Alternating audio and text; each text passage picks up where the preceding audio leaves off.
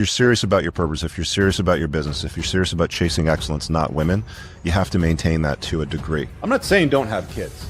I'm not saying don't have a relationship with a woman. Rich Cooper. Mr. Richard Cooper. Richard Cooper. Rich Cooper to the show. How you doing, man? We don't normally go live on Thursdays, guys, but we got a special guest in the house, man. We got Rich Cooper. His name is Richard Cooper. Richard, it's great to see you. I really appreciate your coming on. Rich Cooper, welcome to the show today. Being more honest about it, and women at the same time sort of relaxing their standard. Cash, but 5% of my wealth in crypto. 95% of that is. I just want a girlfriend, or I just want one girl, just want to be in a relationship. And when you spend time playing Halo with little Timmy and zeroing the scope in on the BB gun. Richard Cooper has generated over 1 billion views across all his content and has built an audience of more than 700,000 subscribers on YouTube. He's a 2-time best-selling author, the mind behind the Unplugged Alpha and the Top Shelf Man, with 5-star reviews and over 1 million copies sold. It's showtime. All right. What's going on, guys? Welcome to another episode. We're kicking off today on the topic of marriage. There was a rant that Mr. Tate did the other day, shared on social media, and I thought it'd be an appropriate kickoff for this one because he nails so many important parts of it in such a devastating way. I'm not going to play the clip immediately. Give me about a few minutes into the show because it's got a lot of naughty words, and you're not allowed to do that right off the pop with the internet, so you have to kind of ease people into it. But let's do a little bit of a background here. Before we get started, I got my notes here in front of me. Before we get started, if you're newer to the channel, let me just draw your attention to a few things. Top right of your screen, there is the Unplugged Alpha second edition. That's my book that created this podcast from 2019. There's hundreds of episodes now. I've also got a more recent release called The Top Shelf Man, which came out a few months ago. You can find that on Amazon, print, Kindle, and Audible. It's also become a bestseller with very highly rated reviews. Go check it out. On the bottom, you'll see a little ticker, which will run during the show.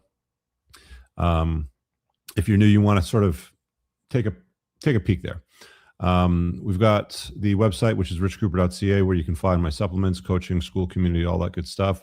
There's also a free assessment that I've created for you guys, which will establish where you stand on the 7 spokes of a high-value man. It's totally free. It's at test.theunpluggedalpha.com. It'll take you a few minutes to go through. It'll spit out a spider graph at the end, which is really useful, and it'll give you a good illustration as to where you're strong and where you're weak out there as a guy and what work needs to be done. And you'll get offered some recommendations too. There's also the free chapters from my book, which you can get on the red flags, the 21 red flags to avoid, and the 16 green flags that you want to look for in women. So let's get right into the topic, guys. I've talked about this several times, and there's a little bit of updates here and there, as time sort of goes on when it comes to the notion of the nuptials and marriage and, the strong push for it. It's one of the, it seems to be the big focus for most guys today, and not so much women. And I've got some tabs that I've sort of saved up here that I'm going to share with you during the show to sort of illustrate that a little bit better. But I don't know what it is about guys, but they're absolutely still in love with the idea of getting married. After all these years, since no-fault divorce, watching their parents, their grandparents, their uncles, their cousins, making commitments and then parting ways with one another and seeing the devastation that sort of follows that. It's honestly, beyond me why so many people still think the idea of living in a way that looks like marriage or getting married is still a good idea today. Let's take a look at the cold hard facts, like the numbers. Okay. We know, sorry, I got a cold that I'm just getting over, so I might have to take some sips from here and there because I was losing my voice last night. But we know that roughly 50% of divorces 50% of marriages end in divorce. Let's get that right. So that accounts for the known failure rate, which is half of them, right? And then you have to look at the data that they've accumulated on marital happiness for those that stay married. And there's a great study on this, which I quote in my book.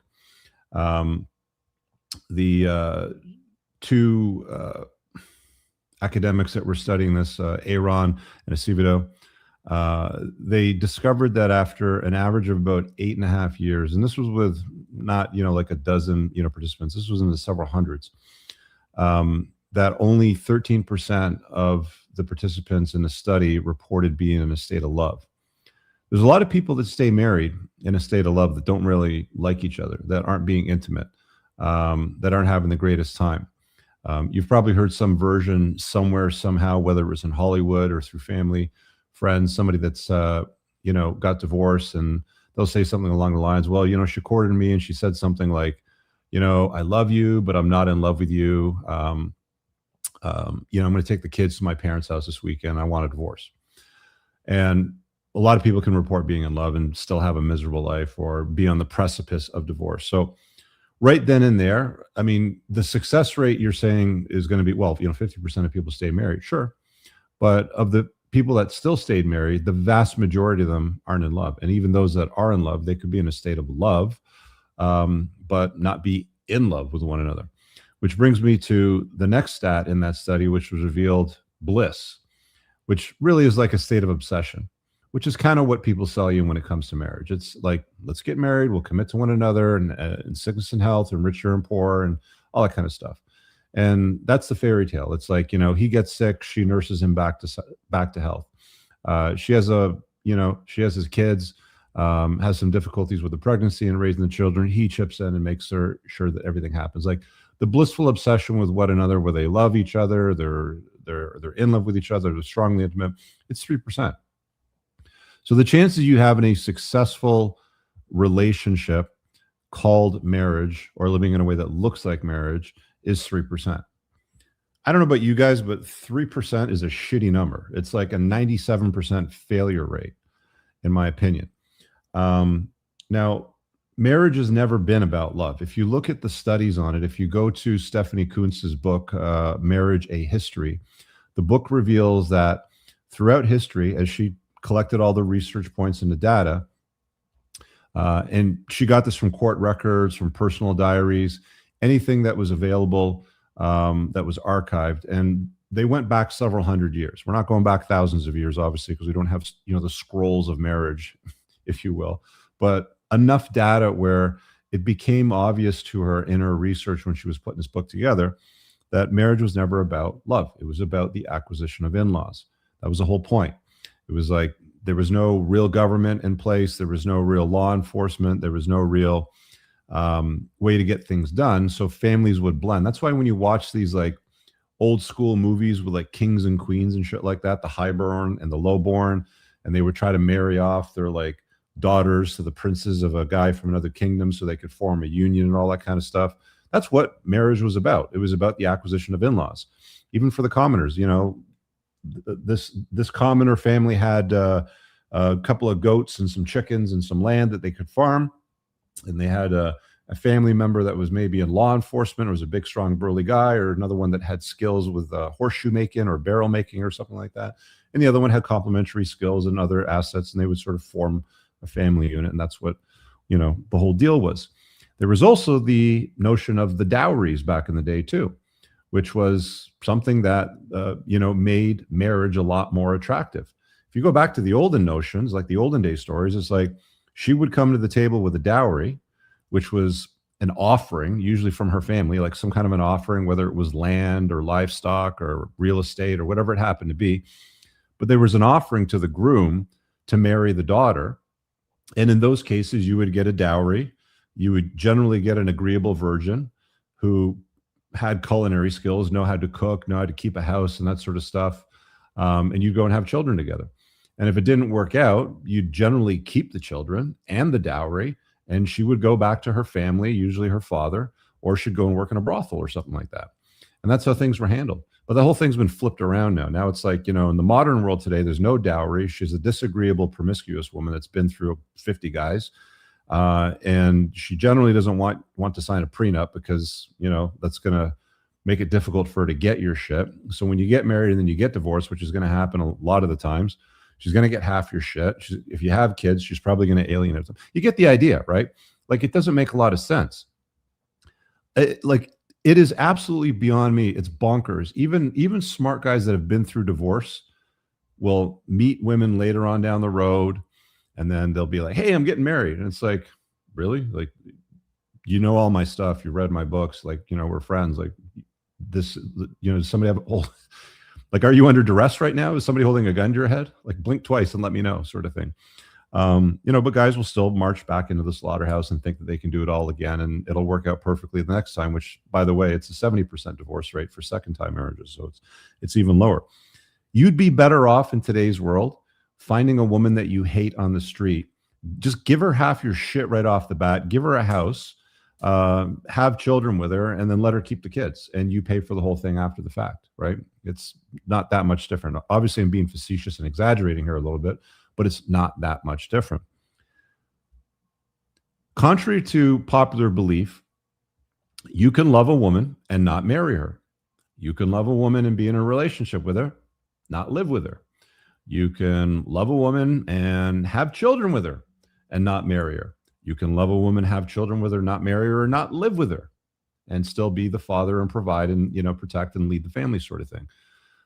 There's other ways to do things in today's world. I know it's a foreign concept to a lot of people because they're drunk on the idea of, well, if I just get married, then everything will be fine and it'll work out just swell.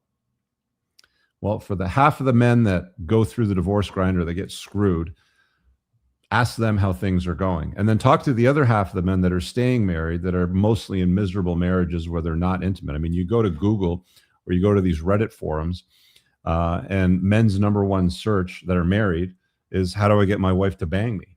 Right? They're in sexless marriages. And it goes the other way too, by the way. There's also men that aren't sleeping with their wives. It's like, you know, it happens, right?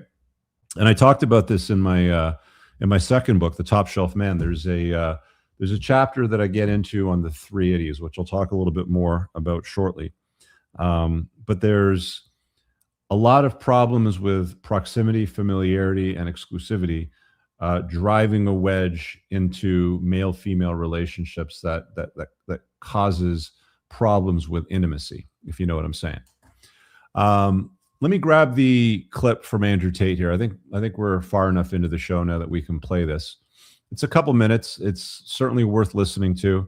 You know, for a guy that doesn't read books, I know that he's announced that he doesn't read books and books are not his things.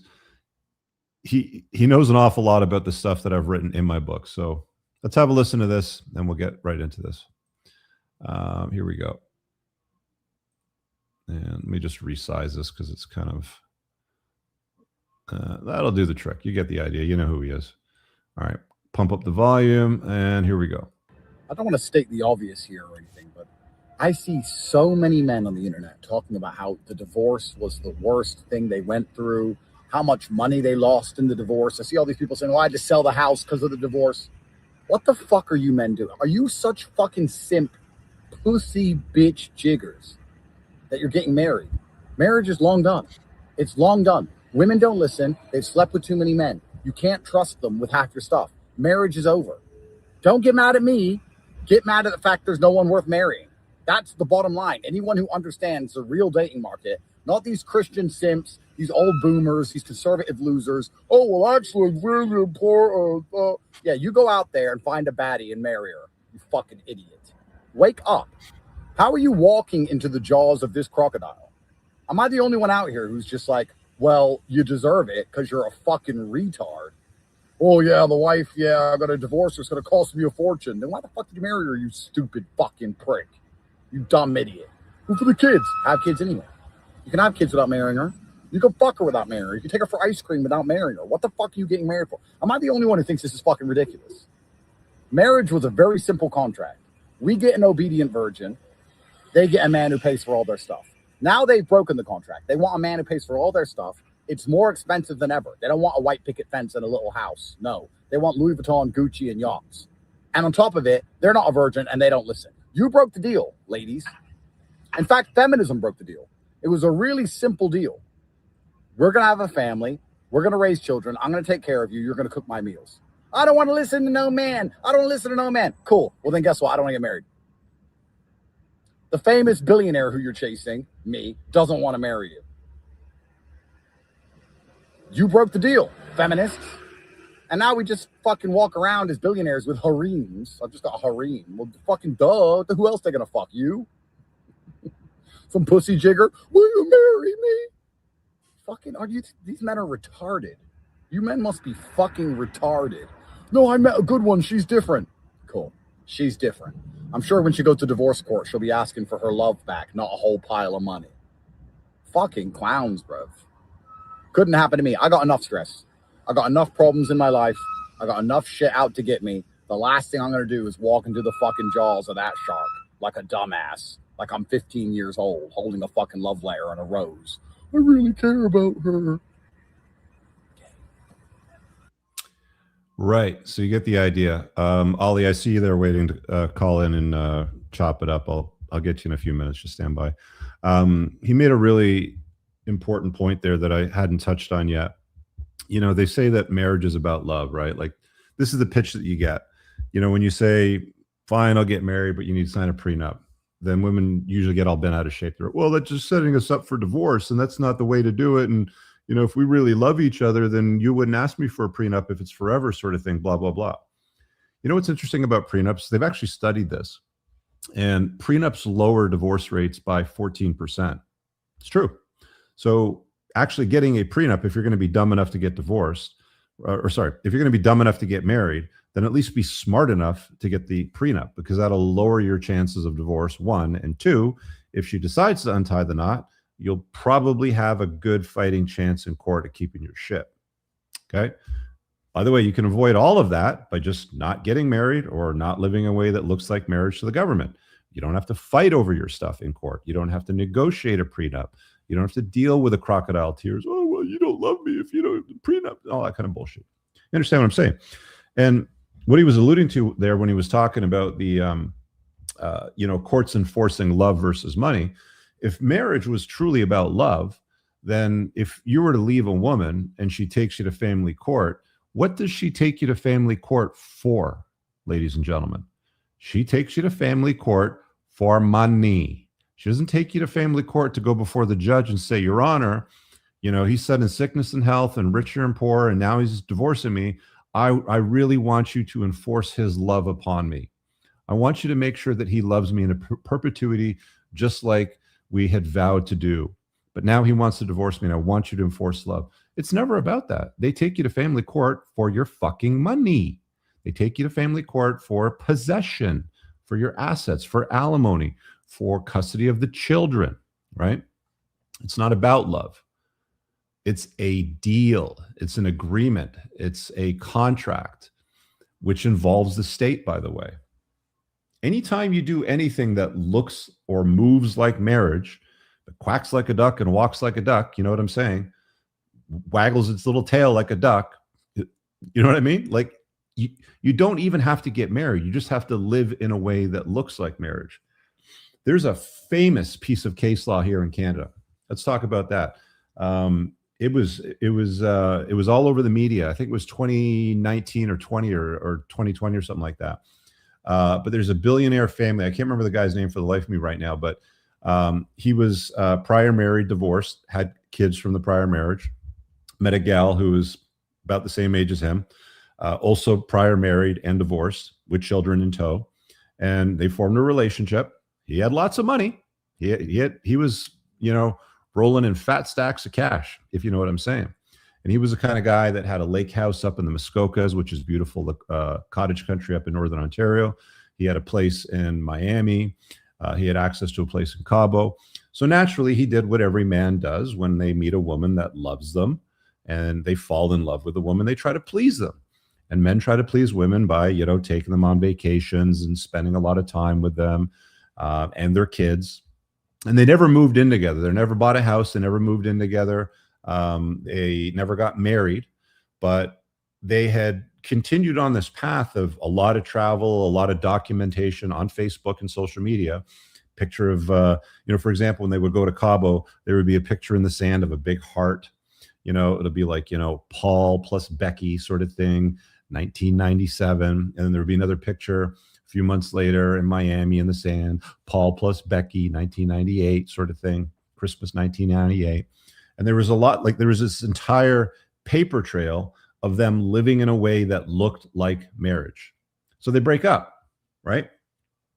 And because they had multiple dinners many times a week, because he took her and her kids on vacations, and all of this was documented on social media, she thought to herself, I'm going to take this guy to family court and I'm going to go get some money.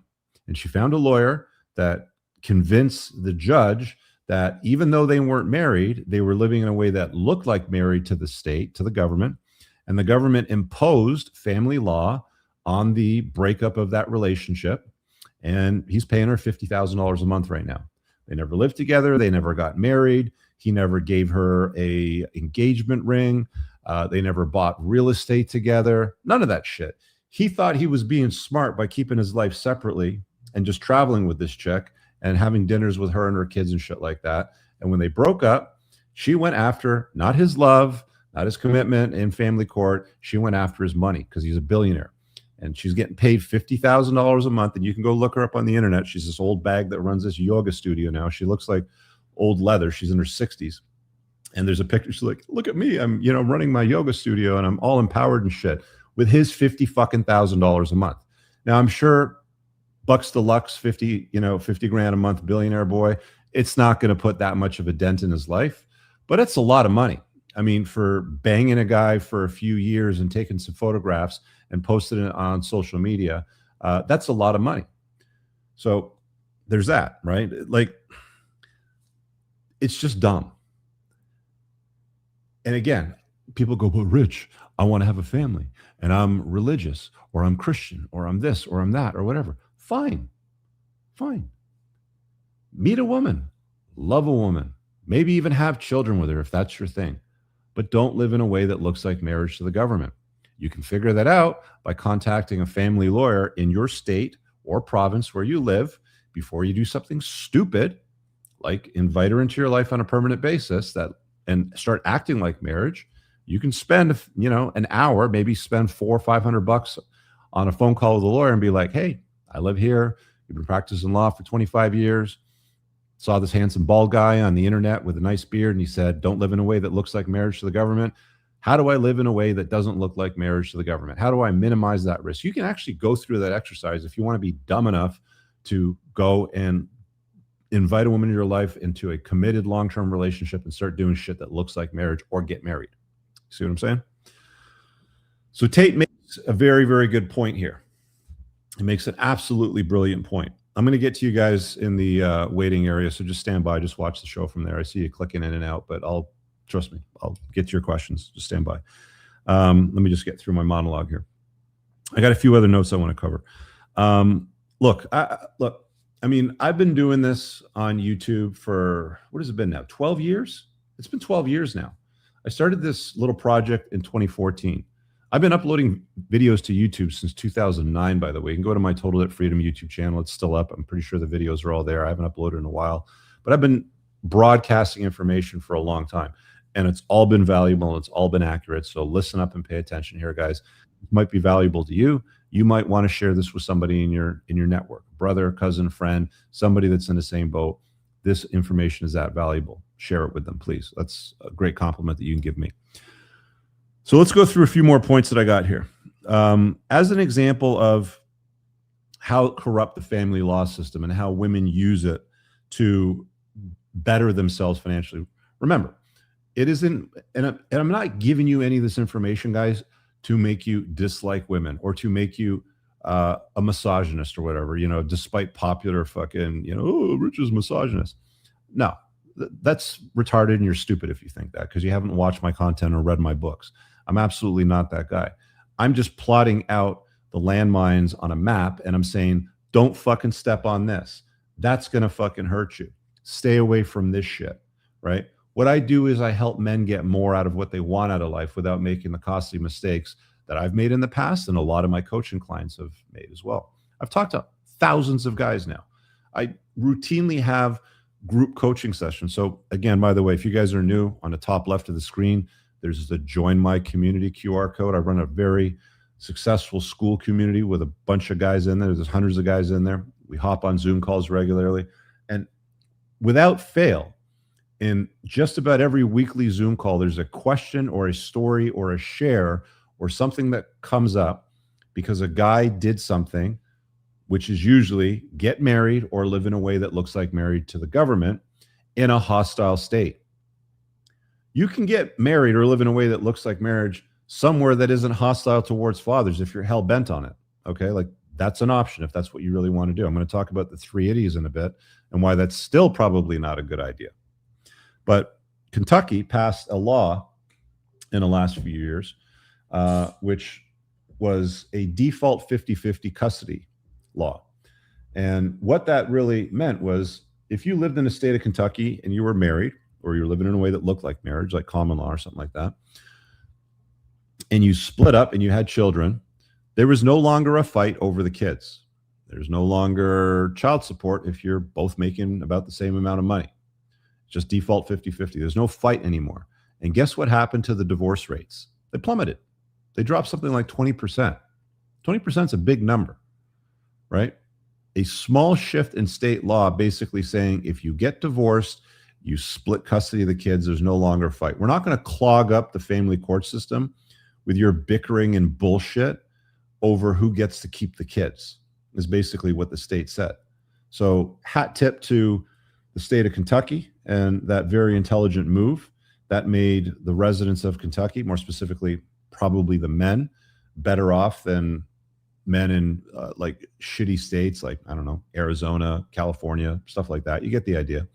It's really just Kentucky, Florida, and I think there's one other state, Michigan, if I'm not mistaken. But it's a moving target, right? Like that's one of the problems too, is the pendulum can swing the other way. You can be married in a nice state like Kentucky, and then all of a sudden there's a new government that's elected, a few years go by, and 7 years down the road, you get divorced, and all of a sudden, you realize, holy shit, they changed the legislation. I didn't realize that. Did you? It's like, oh, now I have to fight over custody, right? So it's still a moving target. I remember having this conversation with my family lawyer. We do lunch from time to time. We became friends when I went through my divorce, and he's a solid guy, very, very fucking good man, and he's also good at being a man. And we talk about relationships and love life and the like. As time sort of goes on, and one of the topics that came up was the notion of marriage again. He's like, yeah, I would never get married again. Like for what, right? And if a woman imposes it on you, all you have to do is say, babe, I love you, but I'm not going to do that. I'm not, like, as a family lawyer that has practiced law for decades now, who's been through his own divorce, who's dealt with thousands of clients, both men and women, he's wise enough to know. And by the way, all family lawyers do this at some point, right? Your James Sextons of the world, not married. Jonathan Noble, not married. He's not going to get married again. We had a conversation on several podcasts about that. They're wise to it. And they just figure like, well, you can get a prenup. Well, sure you can, but then you have to draft up the prenup. You got to pay a lawyer. You got to go back and forth with my counsel to your counsel to mark up the prenup. Then you got to agree on the prenup. And then you're going to go and get married and live in a way that looks like married. And then hope that if you ever need that prenup, when you take it out of the filing cabinet, it still is valid. And newsflash, they lose validity over time. Women know this, right? So in many cases, they'll say, fine, I'll sign it. They go and have 3 of his kids. They're a stay-at-home mom. 13 years down the road, whatever happens, happens. Who cares? She decides to untie the knot, and they get divorced. And he goes, well, I got a prenup, so you don't get my shit. Well, she's going to get a family lawyer, which, by the way, he's going to have to pay for. Isn't that the most fucked up deal in the world? Like, you get divorced and then you pay for your lawyer and then you pay for her lawyer to fuck you over. So she'll find a lawyer that you're paying for who you're now paying to look after her best interest to fuck you over. And he's going to try to figure out a way to argue that the prenup's no longer valid, usually using the argument that, well, she was a stay-at-home mom for 12 years and she raised the kids. She doesn't have secretary skills anymore, which is what she was doing when she got married, or I don't know, nail technician skills or lash technician skills, or where the fuck it was that she was doing before she got married, because women always marry up. They always look for the rich guy. By the way, marriage is where whores go to retire. If she's over 30 and never been married before, that's where women go to retire, right? They go and find the rich plugged-in beta male, the Beckys. I talk about the Avatar in my second book in detail, so you'll understand it. That's where whores go to retire, right? And that's what they sign up for. So they'll go and fight you on, the prenup, and then you're going to have to deal with that nonsense. And it may or may not hold. They usually don't. It's a pretty strong argument for her to be like, well, I was a homemaker. I looked after the house. He went out and, brought home the bacon, and I cooked it up. And I raised the kids, and I took them to school, and I dropped them off, and I put them in bed, and I did the baths and showers and all that kind of shit, blah, blah, blah, blah. And that's how it goes, man. And then she'll be like, I just don't have any skills anymore, so I need his money. Never go to court to enforce his love on her. It's always go to court to enforce him paying her, right? Understand that. And that's why Tate's saying, like, you're a fucking retard if you think that it's going to go well for you. I've met thousands of men now. I haven't met a single guy that has ever said to me, you know what, Rich, it was the easiest thing in the world. Getting divorced was the best experience I've ever had. It was the most pleasant thing I've ever done. I wish I had done it sooner. In fact, I'm going to do it again. I'm going to go and find a chick, and I'm going to go get married. I'm going to get divorced because it's so much fun. I've never heard a guy say that. It's all, I almost wanted to fucking kill myself. I can't believe she did. Right? I have a whole list of stuff. We can go through it. False DV charges. That's a favorite. That's one of the strongest tools in the toolkit that women can use is a false DV charge. You ever see that video? It was circling around on the internet. I'll describe it for you. I don't have it queued up. But there's a video where a woman's banging her leg with a hammer. She's trying to bruise it up, right? And the argument that she uses is that he beat her up. And all she has to do is call the cops and say, I'm fearing for my life. The children are crying, and he's threatening to hurt me. And within 7 minutes, you'll have 3 cruisers ripping down your street with the fucking cherries on, sliding up your driveway onto your lawn, tearing up your fucking rose garden, and putting you in handcuffs and taking you away because she alleges domestic violence. I can keep going right down the list, right? There's all of these problems that arise out of it, and it's just not a wise choice. Again, get into a relationship with a woman. She wants your commitment. Is she good? Fine, give it to her. She doesn't have the 21 red flags that are on my list that I talk about on my email list, right? In my first book. She has the 16 green flags. She's looked after you when you've been sick, right? She's nursed you back to health and all that sort of stuff. Fine, invite her into your life. Have a relationship with her. All I'm saying, have kids with her if you want. Have kids with multiple women if you want. All I'm saying is don't live in a way that looks like marriage to the government. That's what Tate does, right? He's got lots of kids with a bunch of women. Problem with that, though, is you need the dinero, right? You need to have the influence, the power, and all that sort of stuff. But there's a lot of rich simps out there that'll just get married because they want to please a woman.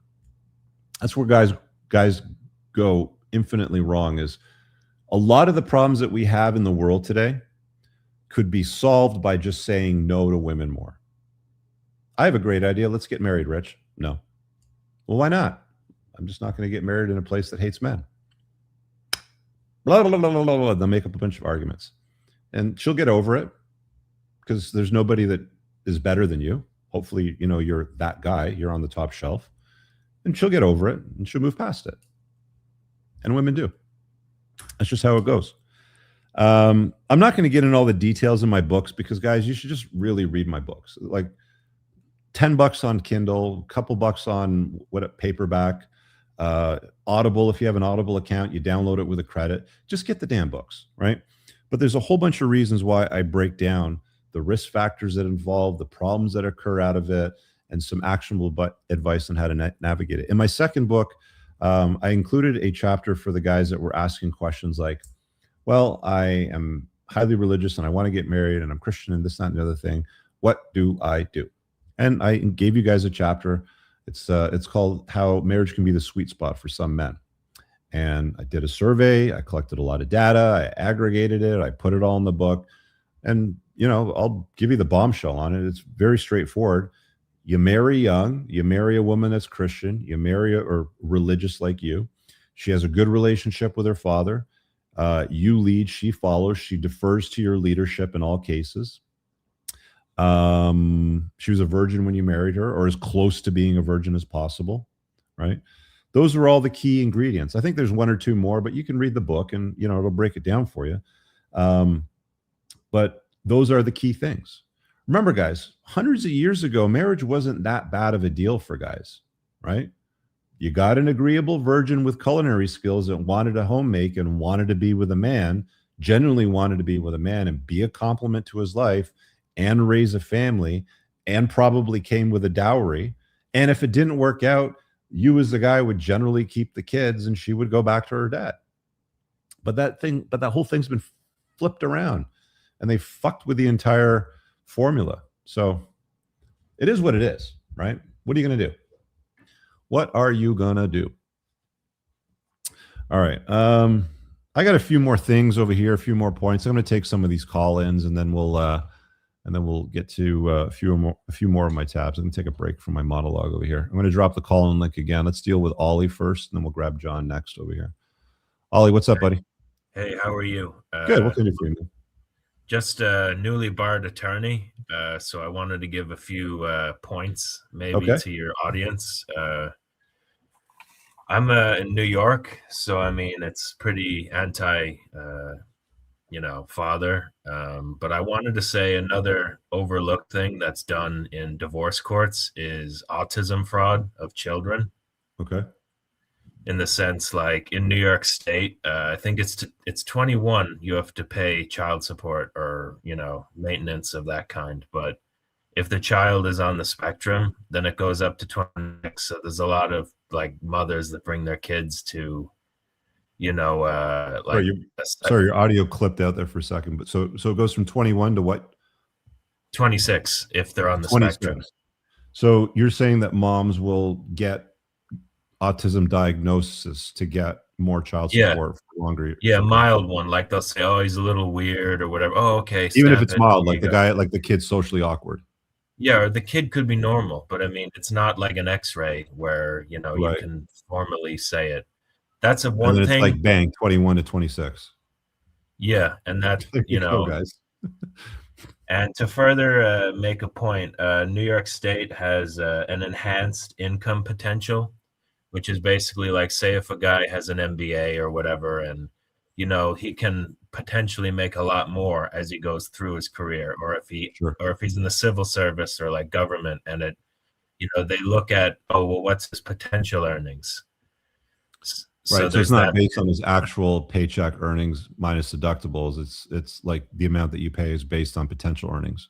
Yeah, and to further, you're right on prenups, but prenups predominantly protect assets. They don't protect child support or if there's maintenance of children. So like I said, with the autism fraud of, if a woman wants to engage in all that kind of fuckery, as to put it bluntly, and as well as that family court justices generally have wide discretion.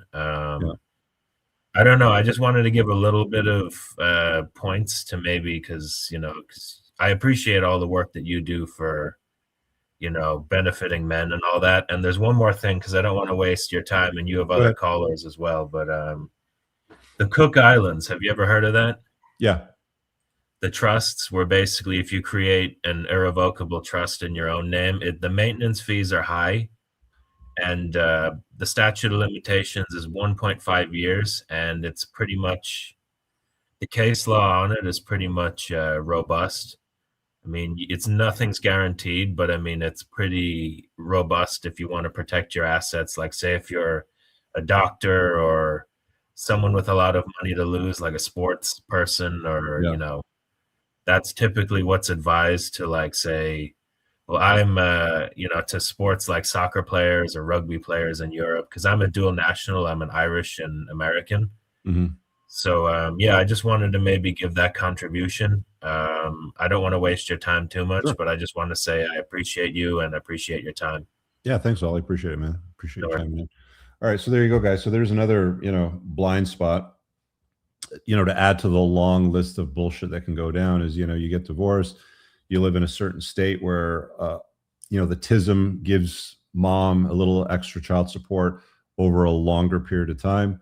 I mean, why wouldn't she get counsel from her girlfriends? Because look, like, women generally don't make decisions by themselves. I've talked about this before, but they usually rely on counsel, right? So big decisions like divorce, they'll sit down with their girlfriends, with their their friends from work, their colleagues or coworkers or cousins or sisters or mom. They'll have a big fucking council meeting, separate meetings, and they'll try to get their head around the whole thing.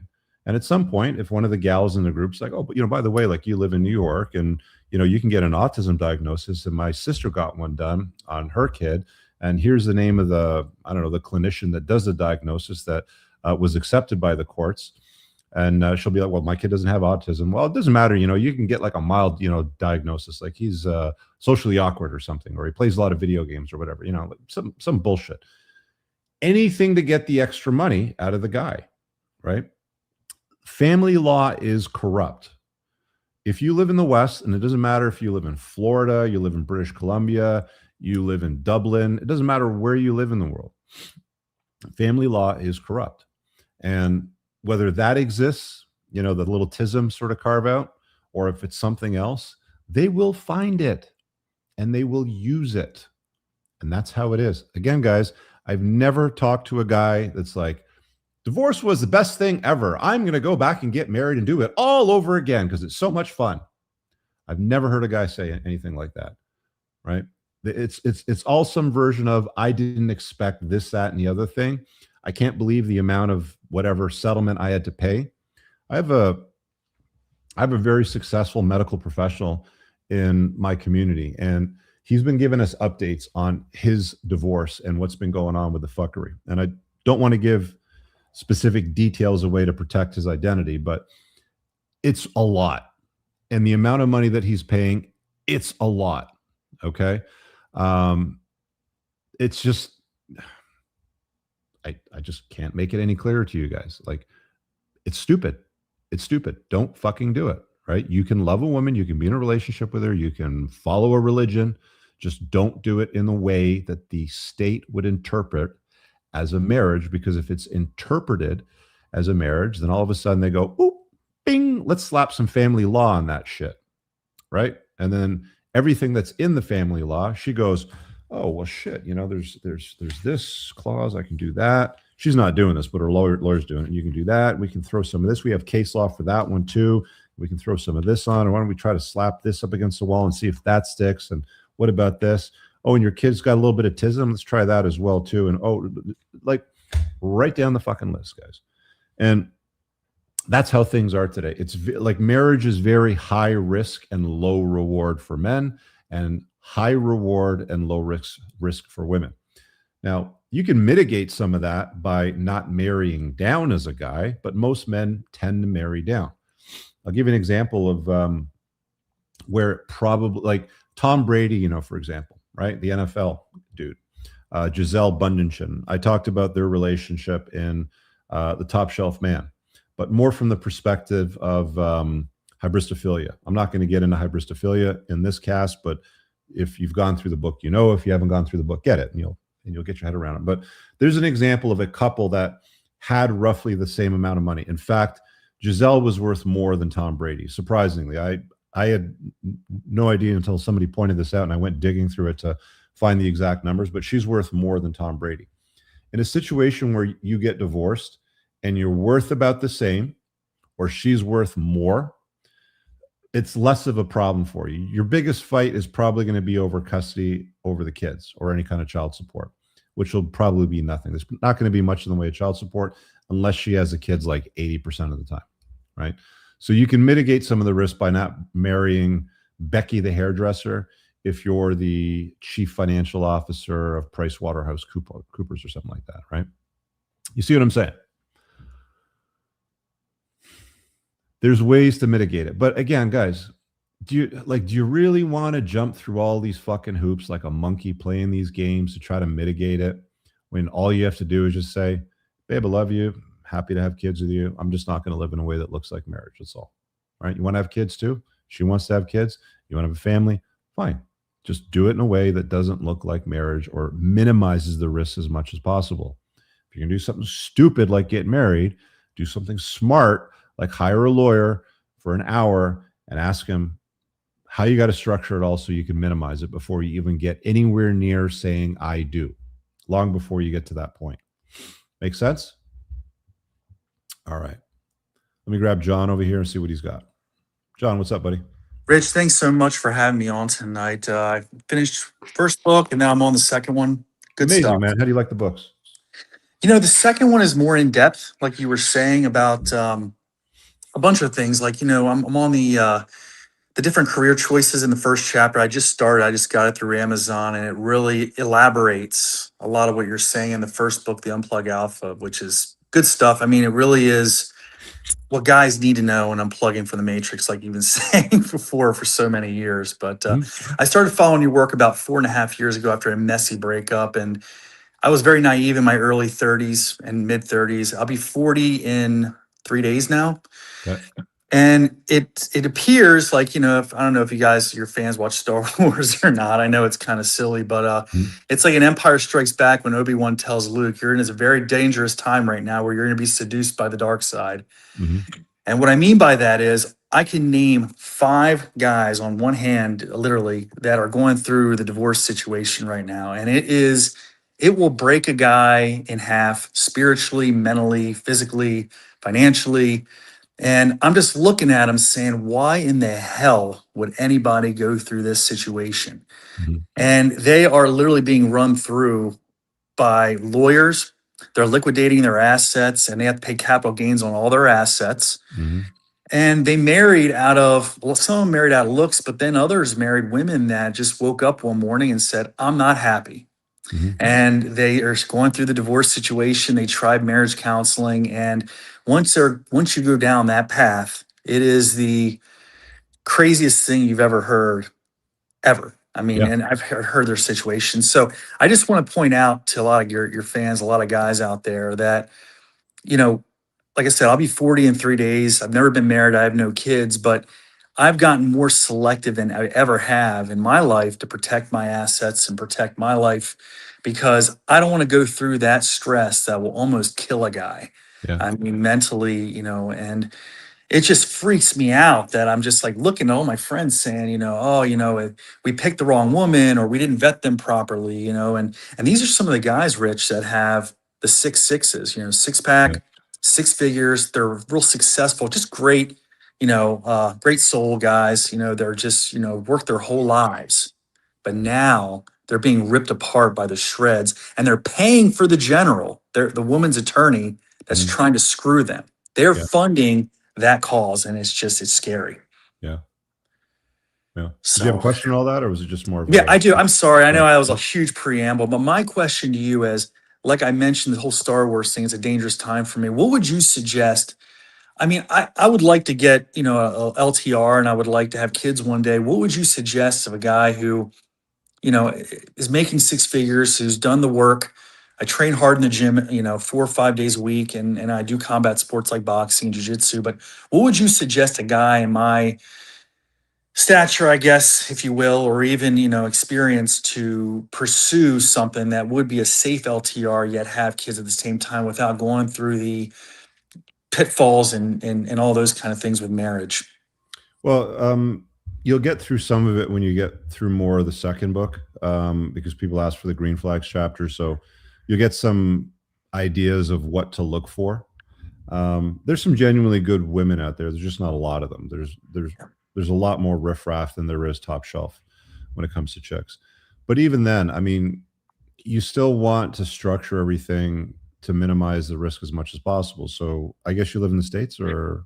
I do. I live in Delaware, which is south of Philly by 2 hours, south of New York by 3.5 hours. Yeah. So go to the National Parenting Organization website, NPO.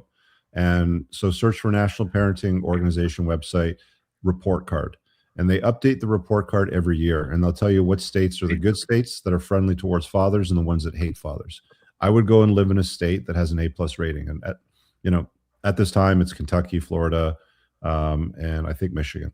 So I just bought a house in Florida, by the way. I just closed on it a month and a half ago. So so if you're going to do it, I would live in a state, first of all, that doesn't hate fathers, right? It's default 50-50. You don't have to have that stupid fight. Ideally, not live in a way that looks like marriage. Ideally, probably have a prenup anyway, or some kind of agreement in place that protects your assets as best as a family lawyer can put together for you. And then do all of the stuff that I talk about in the Top Shelf Man about managing her over the long term, because women are a lot of work. Guys think, well, I love her and she loves me and I want to do shit to please her. And it's like, then you start going through betatization through 1,000 concessions slowly, and you don't realize that you have to manage the frame of the relationship. You have to do a lot of things and set certain boundaries during the term of the relationship to make sure that it doesn't go sideways, right? So there's a selection phase, making sure you pick the right chick. Spin plates, date a bunch of women simultaneously, non-monogamously, have a good time, let the cream rise to the top. And when they start coming to you and say shit like, hey, John, I really dig your vibe. What are we? Where's this going? I want to blah, blah, blah. Okay. Then, then you start making some decisions from there. And even then, I mean, there's lots of guys on the top shelf, like the Andrew Tates of the world, will use him as an example, that don't just take on one woman.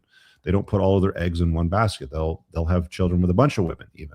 I'm not saying that you can pull it off or that it's for you, but that's one way that you can do things. You don't have to do the conventional, get married, have a bridal shower, do the honeymoon, buy the house. Oh, let's renovate the house and do the master bath. Let's renovate the kitchen and do that for her. Like, do all that traditional shit that a lot of the times doesn't really need to be done, if I'm being honest. So finish the top shelf, man. There's lots of good advice in there about the selection phase and then dealing with her over the long term to make sure that she still has the genuine burning desire for you. And then, have your backup plan, right? You're going to get a car with seatbelts and airbags and a high safety rating just in case you get in a car accident. If you jump out of a plane with a parachute, you're going to have a backup chute, sort of thing, right? So you do all the backup shit while you're still doing the selection stuff as well.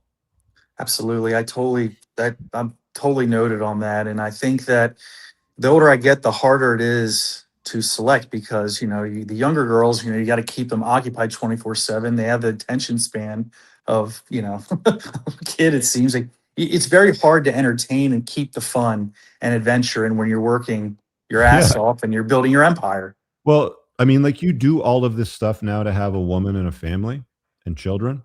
And your reward for all of that is all the hard work that I talk about in the Top Shelf Man that you have to do to keep her interested in you.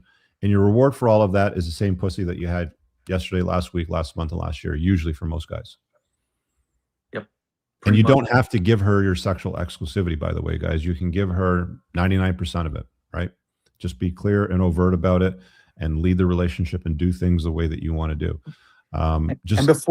Doing things that you want to do, leading the relationship the way that you want to lead it is incredibly important. And if she doesn't like that, it's okay to disappoint women.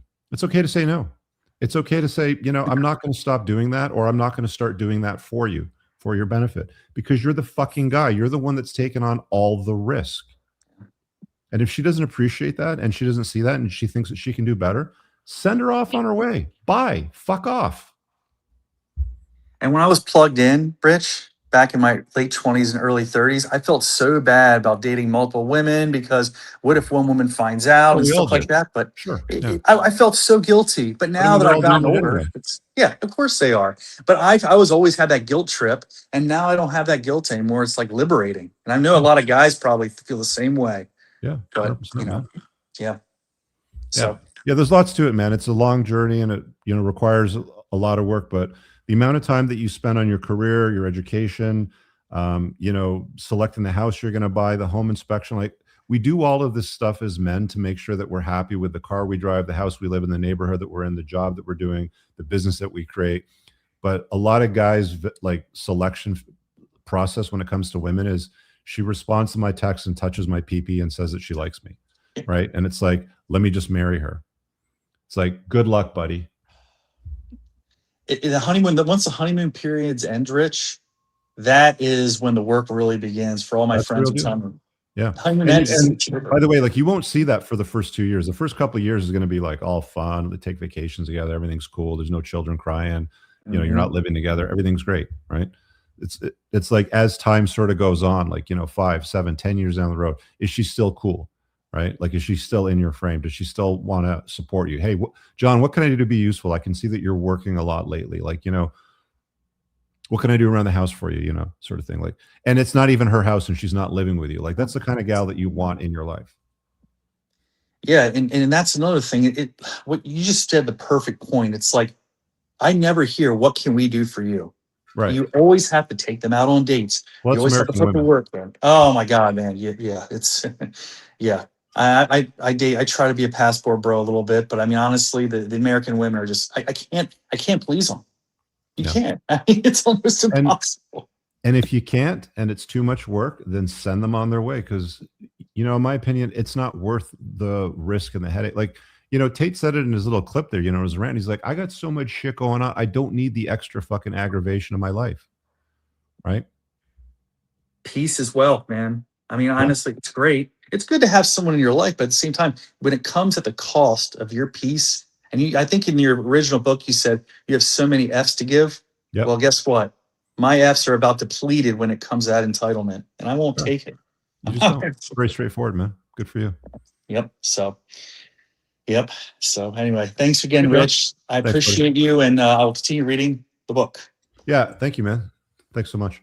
And guys, if you've read my books, you've gone through them, you've gotten value out of them, which everybody does, by the way, go back to Amazon, go back to your Audible app, and just leave a quick 5-star rating and a written review. This is the value I got out of my book. This is why you should check it out.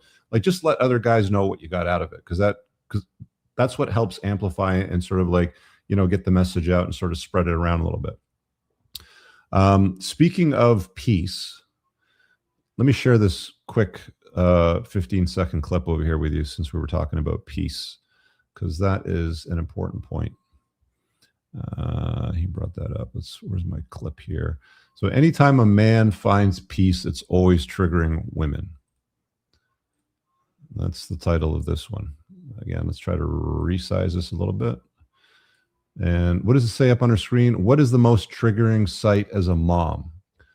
This is par for the course, guys. You know, you're going to watch this and be like, wow, that doesn't happen all the time. Dude, it's par for the course. This happens in just about every relationship. When the kids come along, she's got the ring, she's got the house. Like, just look. I haven't even started to play it yet. And just look at the resting bitch face on her already. She's got the baby, the toddler sitting there on her chest. You can see him on the bottom left of the screen. Just look at the bitch resting face going down right now. Watch what happens. I'm going to mute the music, but it says, sorry, I'm going to try this again. I'm going to mute the music because it causes copyright issues on, my channel, but I'm just going to read what's on the screen. It says, what's the most triggering sight as a mom? And it's the dad having a nap on the couch with this above his head with a finger pointing to his head. He's just taking a nap, right? Like, did the guy work a 10-hour shift? Was he up with the baby in the morning? It doesn't matter what it is. You don't see that part of the story. All you'll see in the story is, I'm upset as a mom, so I'm going to use social media right now and make my husband look bad, right? Like, are you fucking kidding me, right? Marriage is a humiliation ritual for most men. It just is, right? For the vast majority of men out there, it becomes a humiliation ritual, and women are now using social media to the extent that it's like, oh, let me make a little 15-second clip here with some music and a little funny notion so I can get some likes and some attention on me, because that's how things are. It is what it is, man. It is what it is. Oh, here's another quick clip that I should play for you as well, which also shows you what marriage is all about. Well, it's another, like, let's make fun of marriage and humiliate men sort of thing. I've just dropped the call-in link if you guys want to ask another question. Share screen. This is captioned POV life after marriage. And these are all over the internet now. Like, there's tons and tons of women doing these little video clips here. They're little POVs, life after marriage. It's all the same clip. It's the same bullshit. Watch this.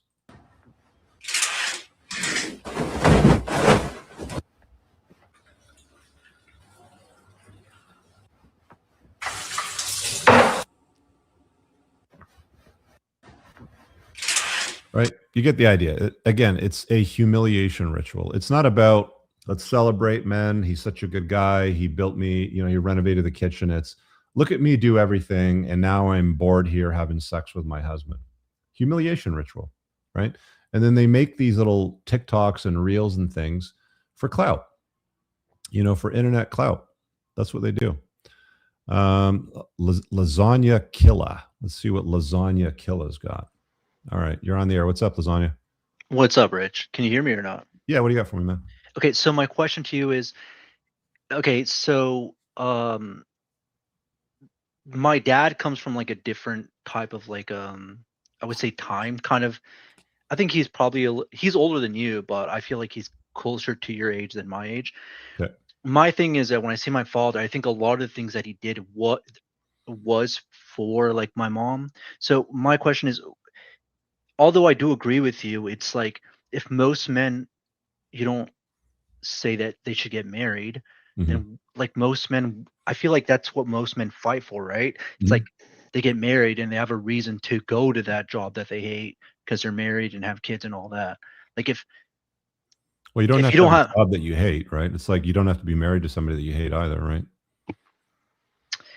No. I didn't say most men. I don't think they get married to the people that they hate. I'm just saying that they love the person so much they're willing to like work jobs they hate to like keep that life. Got it. Yeah, because men are disposable. Like society has created a generation of men that is disposable. It's how it's always been, right? That's why, when the Titanic goes down, it's women and children on the lifeboats and all the men drown. Yeah, and I agree. But what I'm saying is that now that the paradigm is kind of shifting, and I think we're kind of like in the transitioning type of things of how it was back then and how it is now. It's what is that anchor that like most young men should like gravitate towards to give them that energy to like, because I mean we can't all like be millionaires, right? Like Sure. the majority of men have to like work jobs and maybe eventually they'll make their own business and stuff like that, but like you can't expect the majority of men to like. Well, your purpose doesn't have to be marriage and a woman, right? Like your purpose can be your own mission. It can be your own thing. And I get that, but what I'm saying is like an electrical practice, right? Like become an electrician and hiring a couple guys to work with you, sort of thing. That might become your mission. Yeah, I get that, but what I'm saying is that the majority of men, especially in like my dad's like early 60s. Yeah. So when he was my age, like mid 20s, like he didn't like his happiness was like my mom, right? So it's like, okay, so what's gonna take? What's the placeholder for that? Like, you know what I mean? Well, if you want to find a woman that's like your mom, and I don't know what your mom's like, but let's just assume that she's a good gal and she's a compliment to the family and, was obedient and agreeable and useful in the house, sort of thing. I'm not saying don't date women. I'm not saying, don't spend time around women. I'm not even saying don't have children with women. All I'm saying is if you're going to do it, know that you're marching into something that if it looks like marriage to the government, you're going to be inviting a level of chaos in your life that you are going to have an extreme amount of difficulty removing. It's like cutting cancer out. No, I agree with you. What I'm saying is that no, I 100% agree with you with like the way that women are nowadays are obviously completely different than like they were back. That's not my disagreement. My question to you is not even a disagreement that I have with you. My question to you is I think it's very rare to find like a woman like that now. And it's kind of like a needle in a haystack kind of thing. So if that's not plausible like it was before, what's that thing that's going to anchor the majority of men to work hard? Because again, most men cannot be millionaires. So I'll use a friend of mine as an example. He doesn't want to get married. He doesn't want to have kids. He's got siblings, grew up in a nice household, conservative. He was telling me stories like his dad would come home from a long day at work and food and like the meal would be ready and he would sit down on his lazy boy and watch a show and he'd have an iced tea because in summertime it's hot and that was his thing. And when he was done his iced tea, just watching the show, he would raise his empty cup up with a glass and shake around the ice. And mom would come around and refill the glass with more iced tea, sort of thing. But he doesn't want to have a family. He doesn't want to have kids. He doesn't want to do that, right? Because he sees the deals that a lot of men get. So he's focused himself on his career, pursuits and hobbies and things that he enjoys. He likes fast cars. He likes motorcycles. He likes traveling. He likes doing cool shit. He dates women all the time. He sleeps with them. He has a great time with them. But as soon as they start saying, "Hey, I have a great idea. Let's get married," or anything that's closely resembling problems from a problem woman, he just doesn't deal with it. He just says, "Nah, I don't do that." and then they move on, and then he just fills the time with something else. He's also the head coach of a very successful sports league. So he finds meaning in other areas of his life, right? Like you don't have to find meaning in a woman. Yeah, okay. I agree with you. I feel like that's personally my biggest sticking point. It's like I understand what you're saying, and I try to do that. And I genuinely think that he's also open to the idea of having a woman in his life, but she would have to tick off the boxes. He's the kind of guy that's not going to make a concession. He's not going to compromise and invite chaos into his life that's going to be problematic and lose half of his shit and all that sort of stuff. So I think that's the way that you can approach it, still find meaning, still find happiness, still find satisfaction. Like he's a genuinely happy guy. Like I've never seen him upset, crying, bent out of shape over something. He's very happy-go-lucky and easygoing, and you can accomplish that, right? It's just don't make a woman your priority. Like don't make. Okay, can I ask you something about that? Sure. I don't want to. I don't know if I can. I don't want to take too much like of your time up, but you can cut me off anytime. I agree in practice, but if you look at like the most successful people, it's you look at like these Elons or Bezos is like they're still, you know what I mean, heavily women focused, and to their to their own detriment. Is the thing is that they just have so much money they can like negate most of the like the negative side effects. So what I'm saying is like most men, whether you want to like acknowledge or not, like women are a huge part of like feeling like whole in life, and it's a huge part. It's like huge motivational part of like most men's lives. So let's use Elon as an example because everybody knows the name Elon Musk. He was dating, I can't remember her name now. What was Johnny Depp's ex's name? They went to court. The crazy bitch. Yeah, I know who you're talking about, but you know the one. There's like a Netflix documentary and the whole thing. Anyway. Years ago, he was dating that same gal, and there was a press piece that Neil Strauss wrote on Elon Musk at the time. So Neil Strauss wrote the book, The Game, The Truth About Relationships, and all that sort of shit. He's written some good books. And he did this article, I think, for Rolling Stone. And I broke down the article on a podcast. This is like 2016, 17 or something like that. And he was a mess. Like he was on the ground. Neil Strauss was talking about how Elon Musk was basically crying like a bitch over this breakup and he couldn't get it together. And there was a launch of like, I think the Model 3 that he had to attend to at the time. But I think since then he's learned his lesson. Like you haven't seen Elon Musk get married, but what you have seen Elon Musk do is have children with a whole bunch of women. Some of them were unwise, like Ashley Sinclair, for example, who's turned into a total fucking nut job. But I don't think guys like that care because they're focused on their purpose. They're focused on Tesla, SpaceX, going to Mars, building electric cars. Like they have a purpose in life, and they've shifted from the purpose being a gal who was a psychopath. And thank God that didn't go anywhere for him because you may not have SpaceX or any of that cool shit that he's doing today. But he's moved away from making women the priority, and his priority is now his businesses, the people in the business, and having children. Amber Turd, that's it. Thank you.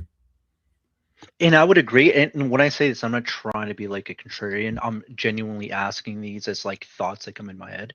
It's like, I know where you're coming from. I just think that like no, but my question still is plugged into like the old notion of you, like a woman will fulfill you. And I think that, and here's the thing, like women want a man with a sparkle in his eye, but they do not want to be the sparkle in his eye. And I think the mistake that men make is like, they think that they have to make her the sparkle in his eye. And that pisses women off. I agree. But the vantage point that I'm coming from is like a guy that makes like average income, right? Like it's, the fact that Elon Musk is still plagued with these like, I would say like male problems. It just shows how like powerful like that part of like the male psyche is, right? Like but the thing with him is that he's able to get away with it. Like if a guy is making like 80K a year or you know what I mean, he doesn't have a lot of chances to like mess it up, right? He can't get divorced. You have a lot more on the line than somebody that can, like, I don't even know what he's paying that Ashley Sinclair girl, probably like $100,000 a month or some shit, but to him it's probably not that much. But I get what you're saying. It's just that it's just on a smaller scale. So the same thing still applies. Don't make a woman your purpose, right? Like, don't make women the sparkle in your eye. Find purpose in your career path. Find purpose in your life outside of women, because women will come and go. They're not permanent fixtures in your life. Okay. There's no, like, I get where you're going, Lasagna, but there's no way to sort of like remedy that aside from unplug from that costly and detrimental belief that you're holding right now, and plug into a new idea that you can find satisfaction, purpose, and happiness without making the woman satisfaction, purpose, and happiness. You see what I'm saying? Yeah, I get your concept. Thanks. Like, yeah.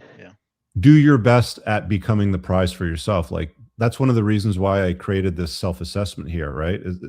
It's like a lot of guys go, well, I'm not really getting what I want. And the point of that self-assessment is you can figure out what you're missing on a sexual marketplace, on those 7 spokes of a high value man that I define in the book.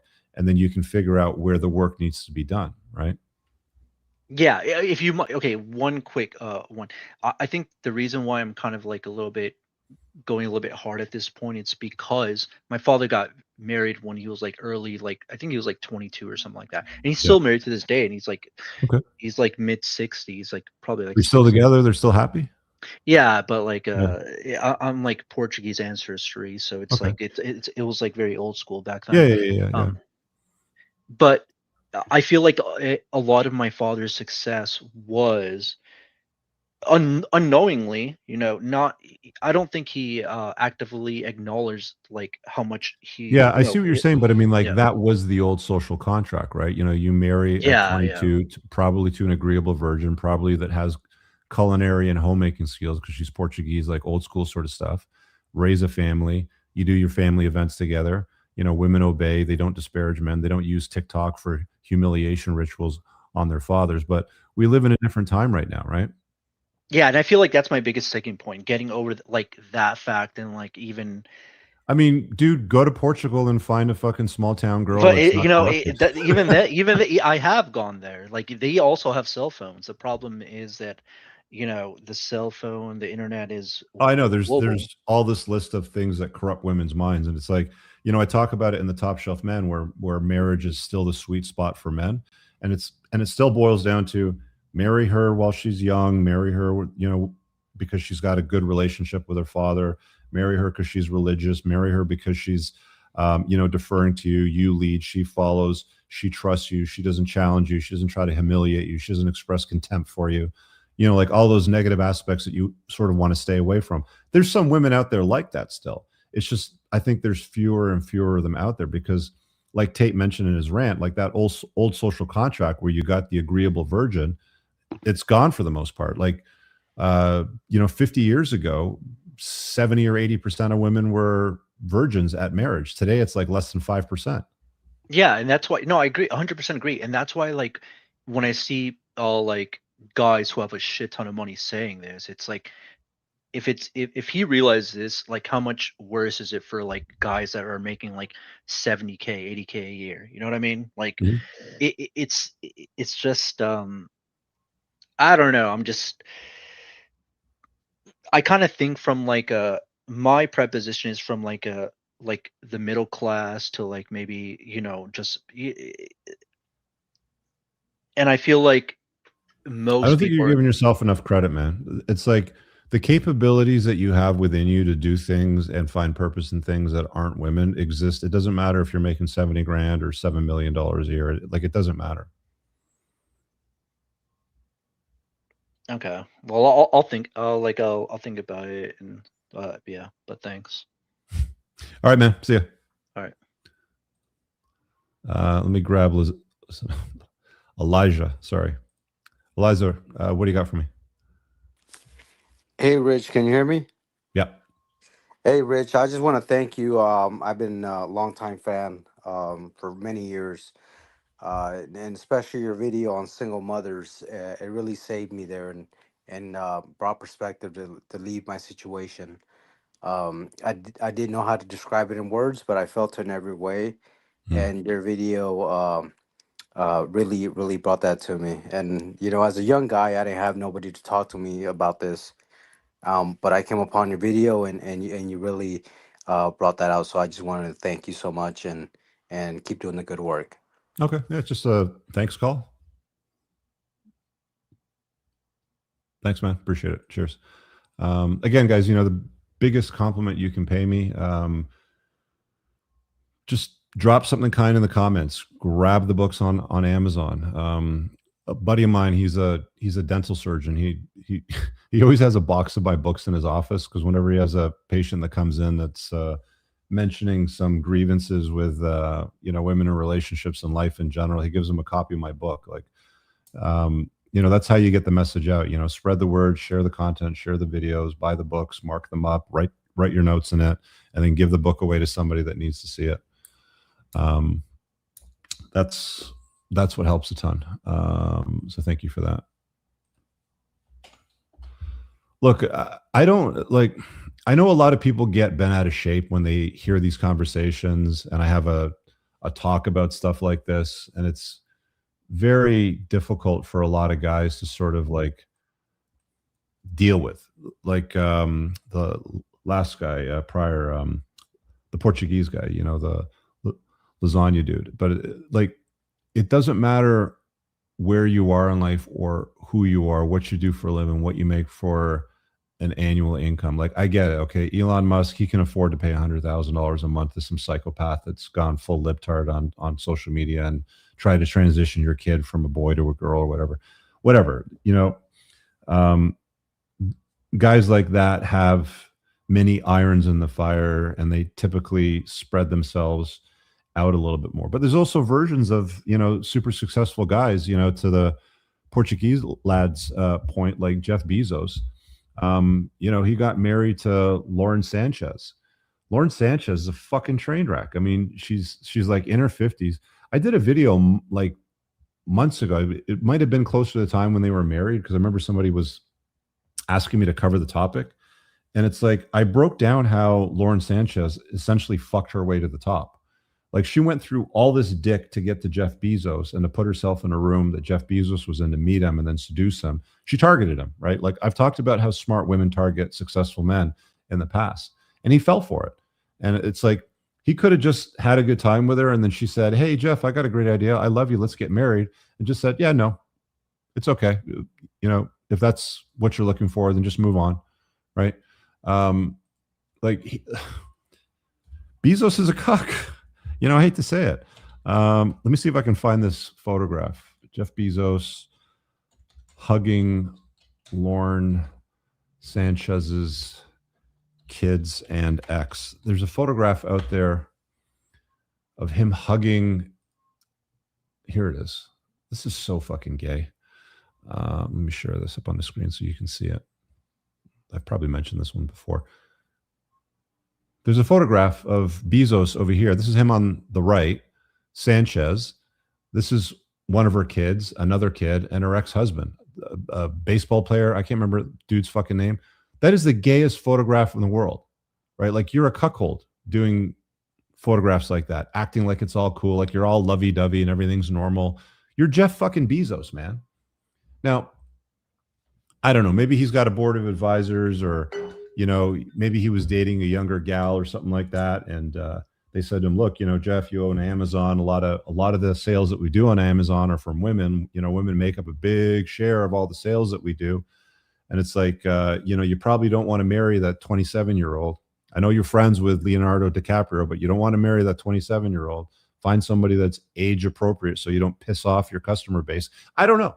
There's any number of things that could happen, right? But it's like, rich people make stupid choices too. And that's just an example of one of them. Like, that whole Lauren Sanchez thing, I guarantee she's been married like 3 times. She's got 4 fucking kids from 2 different marriages or something like that, right? Like, I've seen this movie before. The knot will untie, whether it's in 3 years or 5 years or 10 years, the knot will untie. There's already videos now. I don't know if you guys, have noticed this, but in feeds, you'll see Jeff Bezos and Lauren Sanchez at certain events, from time to time. They're taking photographs or doing like poses for the paparazzi and the media. And she's that kind of chick. She likes She likes all the attention. That's why she got her tits done and her face pulled back and the lip injections and all the fucking crazy shit. I mean, she looks good for her age, I suppose. But she likes the attention. And you can see it in his face now. Like, you're starting to see it where he's showing examples of contempt. And as I've said before, contempt is a clock that ticks down to the end of every fucking relationship. And he's expressing contempt for all the gay posing and shit that he's got to do for her to placate her. You'll see it. I mean, if you just watch a couple of the recent sort of clips with him at the red carpet on some event or whatever, you'll see it. You can't miss it. It's in his face. You can't hide shit like that. And he does everything for this chick. Big ass wedding in Italy. Oh, you want to go out in space with your friends? No problem. We'll put a bunch of girls in a fucking space capsule and we'll send you all up into space in one of my rockets. He does all kinds of shit to please her. Anyway, you get the point, right? Let me go through a few more of these tabs over here with you. Okay, well, here's one. I mean, here's an example of a gal when, see, this is what women do when they get to a certain age and then they they realize that time's almost up and they want to get married and they have baby rabies and they're seeing their girlfriends get married and they realize, you know, all of these guys that they've been through in the past, they're not committing to them and they're single. Let me just play this quick 3-minute clip for you here so you can get what it is that I'm sort of talking about. What does it say here? This is, it says modern Asian woman from TikTok claims that she thought she'd be married by 27. Now she's 30, hitting the wall and still hasn't found a husband. So check this out. This might need to just stay in the draft, but I need a yap about, you know. Sorry, you're going to have to turn up your volume, but it's at max on my end. This might need to just stay in the draft, but I need a yap about, you know, I've been single for nearly 2 years now, and I love love. I thought I would be married and engaged by 27. I turned 29 this year, and mind you, I am very happy. See the bird hands like already? Like this fucking shit? With myself and my like alone time and my solitude and being single in the sense of like just focusing on me and not settling. But I am such a lover girl. Like, the fact that I have such a big desire to be a mom, to be a loving wife, and like all of those things, I know it's for me, but I'm not gonna lie, like, being in this generation of dating, like, and just dating in general, I'm losing so much hope. Like, I wish I wasn't lying about that. I wish I could be so, like, you know, optimistic and just like honestly like super hopeful and all of those things, but my hope, my optimism is slowly dwindling. Like, I feel like I used to be at a very... You ever see that, like, you know, this is the sound of the world's smallest violin crying for you sort of thing? Like, dude, you're 30 and you ran through your youth, your best years with a bunch of dudes that didn't commit to you. And now you're on TikTok crying about this shit. All-time high about love, like super high about like staying optimistic, being like this lover girl, and just like constantly giving love no matter what, like to people that I just start talking to. And you know, some people might be like, oh my god, and you're such a lover girl, like you don't even be doing all that, but I love doing that. I'm a hopeless romantic. I love doing the little things. I love making signs for people. I love, like, I can't wait till the day that I have kids and I get to make them like little soccer signs, like cheering them on. And, you know, I do that for the people that I love, for my friends, my family. Like, when I pick them up at the airport, I make them a little sign. Like, I have always just been a lover girl.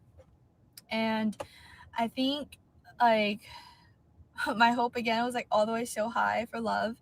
And right now, it just gets lower every time. Like, every time a failed relationship or a failed, like, talking stage or a failed anything, it does dwindle. Like, as much as I talk about staying optimistic, it's honestly a reminder to myself. The things that I put out here are reminders to myself. I'm not a perfect person, and I'm constantly reminding myself, like, hey, you know, but I can't lie. Like, constantly being, you know, hopeful and then just smacked in the face every single time. It makes me just want to become a nun or just give up on love. And I pray, I talk to God literally all the time, like, God, please, please. How many times have I told you guys religion and marriage is where hoes go to retire? If she's 20, different story. Okay. This chick's like 30. All of a sudden, I pray to God all the time for a guy and love. And I just want to have children to make soccer signs and shit like that. Just please, you know, like, I am not your strongest soldier. I'm so tired. Your strongest soldier is, she's tapping out. She's not here anymore. She's starting to feel like a weak little soldier. And, you know, God's always like, just keep going, keep going, keep going. I have someone for you, you know? And I keep holding on to that faith. I do. But there are days where I'm like, that doesn't exist. So yeah.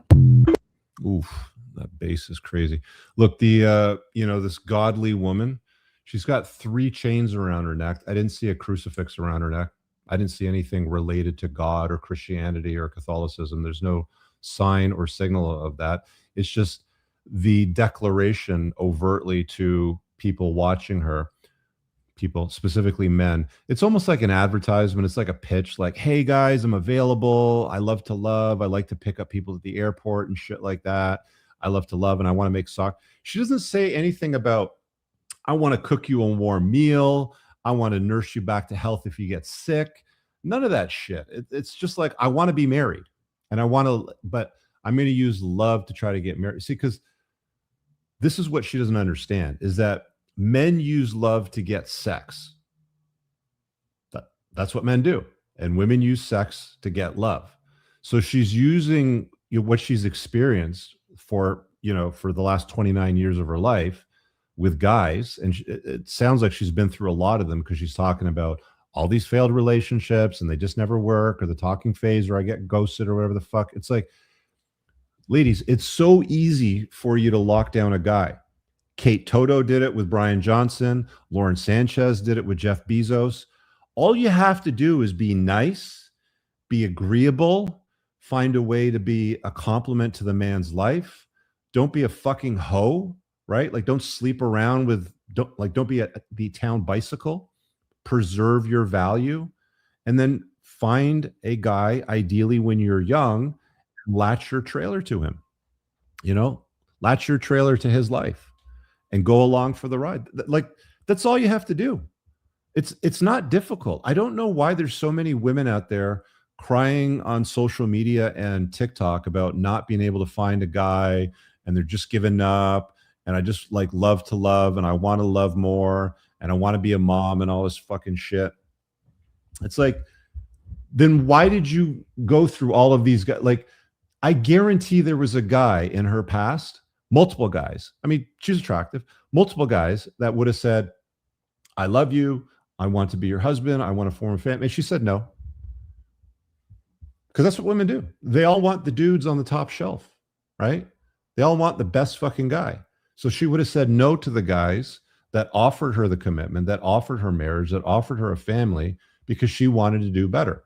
And that's how they end up single at 30 and 40, sitting in their car, making TikTok videos or reels, or whatever the fuck it is, crying about, I just want to find love. Like, why can't I, like, here's my advertisement, sign up now, send me a DM and fucking, you know, pitch me. It's like, they think that's going to work. It shit doesn't work.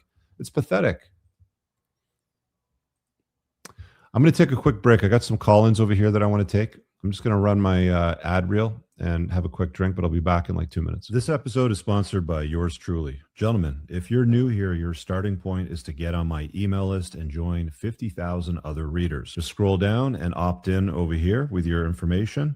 And that's where you can download the free chapters on the 21 red flags to avoid and the 16 green flags to seek in long-term relationships. Just navigate to entrepreneursandcars.com/red-flags and get started there. Beyond that, there's book 1, The Unplugged Alpha, which has sold over 250,000 copies and summarizes the way the world and women truly work. And then there's book 2, recently released, The Top Shelf Man, which takes you far deeper down the rabbit hole and is about how the top 5% of men get everything they want out of life and women. Both books are very highly rated. I guarantee that you'll love them both. You can find them on Amazon. Now, brothers, if you like me and you take what you put in your body very seriously, you're going to want to use the Unplugged Alpha supplement line. It's the obsession with engineering higher absorption rates that sets my line apart from the others. You want to make sure that you absorb as much of the supplements as possible so you don't end up peeing out expensive urine and wasting your money. My supplement line is made in the United States from the highest quality ingredients, and unlike your typical cheap supplements in plastic bottles that originated from China, only quality supplements ship in dark glass bottles to keep your supplements fresher, longer, and don't seep endocrine-disrupting microplastics into your supplements that end up in your body. You can filter all products by your goals, including testosterone support, estrogen metabolism, fat burning, sleep support, and performance. Just visit theunpluggedalpha.com/shop and use the subscribe and save option to get 10% off your recurring supplement orders. Or check out my brand new testosterone bundle and save as much as 18% when you stack them all together. And lastly, if you've enjoyed my books and video content, you're going to absolutely love the School of Unplugging, which is my private community for men. Inside, you'll find over 50 hours of never before seen videos in a private classroom setting that'll teach you how to level up and apply the 7 spokes of a high value man to your life so that you can get the results that you're looking for. You can just copy and paste all the simple formulas to success on wealth creation, improving your looks, status, captivation, game, frame, and so much more with other men on their own unplugging journey. There's also a well-organized discussion board, meetups in real life, weekly Zoom calls that are recorded, held by me and my team of experts, all for a monthly membership that costs less than a cup of coffee, and there is brand new content being added every single month. The calendar tab makes spotting exactly what it is that you're looking for very simple, and all you do is you add it to your own calendar. See the description below for a link to everything I just mentioned above, or visit richcooper.ca, and on the courses tab, you can navigate to the School of Unplugging. Guys, make sure you check out the rest of my personal website and everything else, or to request a private one-on-one consultation with me. Now let's get on with the show. All right, let's let's continue. Grab the super chat real quick from Bad Hombres TV. I've done some podcasts with Chris, by the way. You can check him out on his channel. It says modern women are raised to plan a wedding, not build a marriage. The wedding lasts a day. The divorce settlement lasts a lot longer. 100% accurate. Let me grab some of these call-ins over here. Let's start with Huge Nuts. Nuts, you're on. What's up?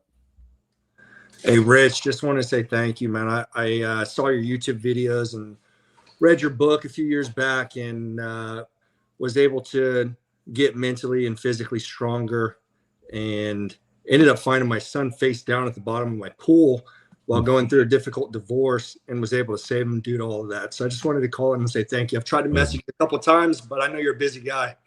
But yeah, I just want to say thank you personally, and make sure I told you that. Thanks, man. Did you have a question or anything, or just a big thanks? No, just big thanks. Awesome, man. Keep doing life good. Thank you. All right, let's grab Adam now. Adam, what do you got for me, buddy? Hey, Rich. Thanks for having me on and everything you do. Just a quick question for you.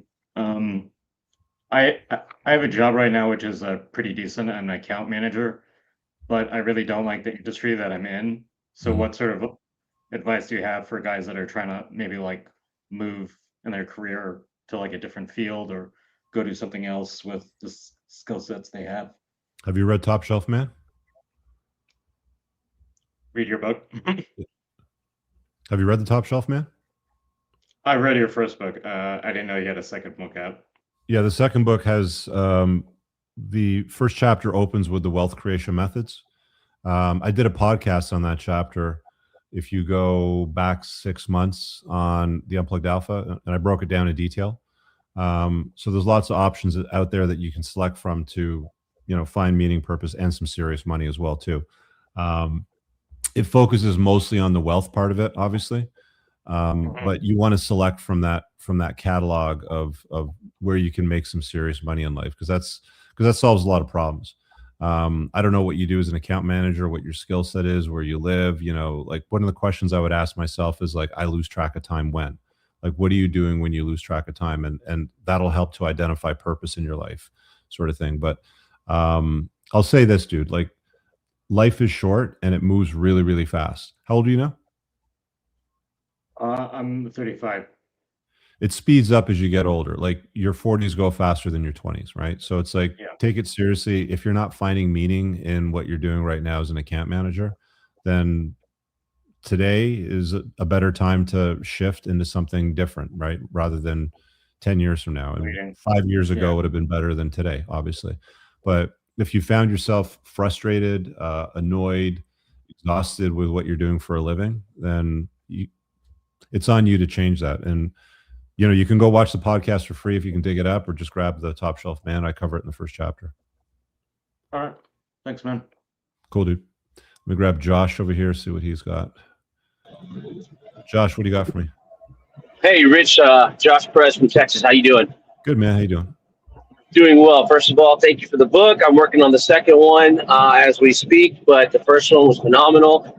My question, just so I can get to it, is so I find myself in this loop after reading your book and really recognizing the red flags, but I start finding myself in this like continuous loop where I'll get motivated and then, I'll start to get to the point to where I'll see the red flags and I'll become a bit resentful towards women, just because of the female nature. And I'm trying to figure out if you have some suggestions as to how to avoid that resentment phase, because I notice it stays around for a while and it affects the way I interact with women, because it almost comes off as like my interactions are kind of like salty or not quite as lively, because I'm like, what's the point? I mean, I don't think she's ever going to really love me, and she's just going to love the lifestyle that, what I do can provide for her. And that's where I'm at. I just didn't know if you had some advice on that.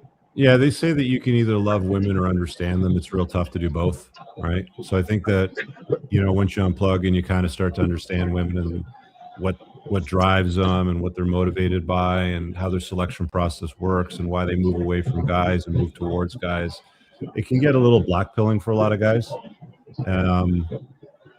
Anger is a natural response in the face of an injustice. And, your entire life, you're told, be a nice guy, tell her she's pretty, that she smells nice, take her out on dates, get married. And it's right in the wedding vows, right? And sickness and health and richer and poor and blah, blah, blah, blah, and all that sort of shit. And half the people get divorced. Exactly. Right? So it's like, you just have to surrender to the reality of the whole thing. What it really boils down to is just surrendering.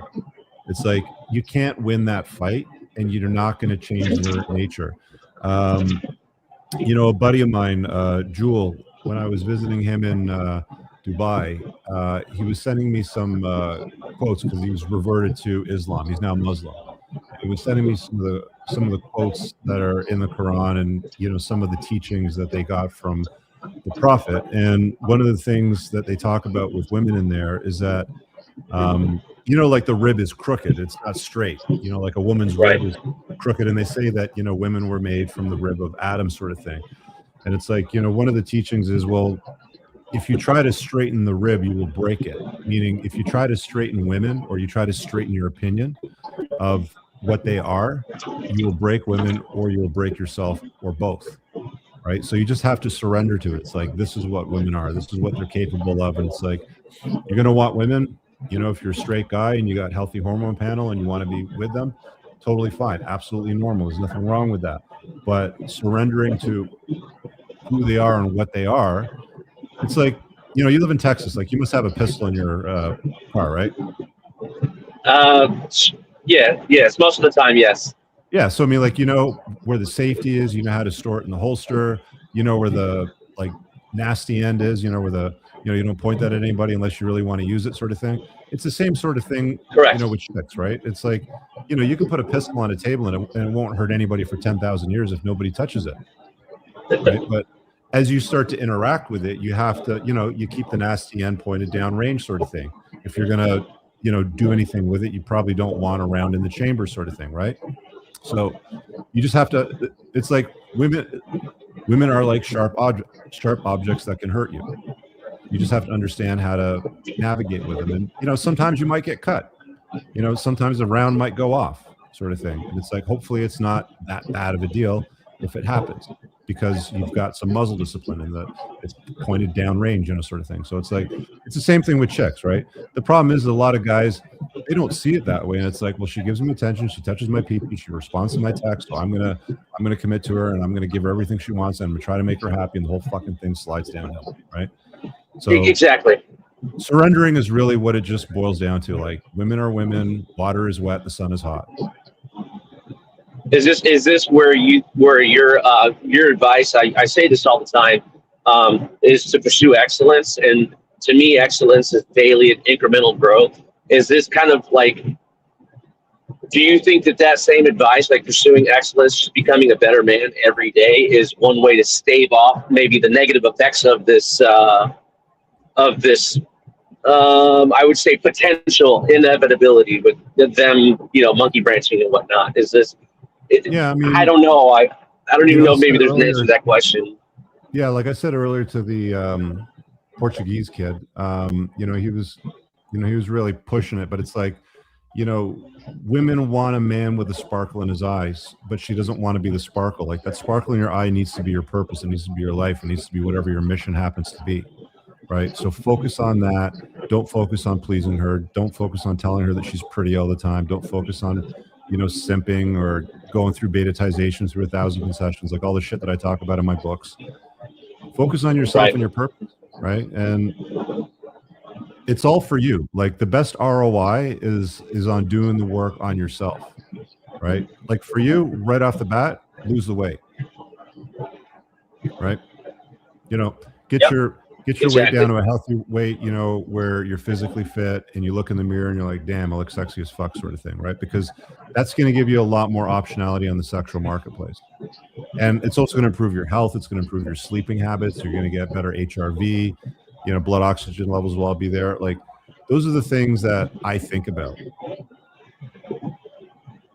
Excellent point. Yeah, you're 100% right. Cool.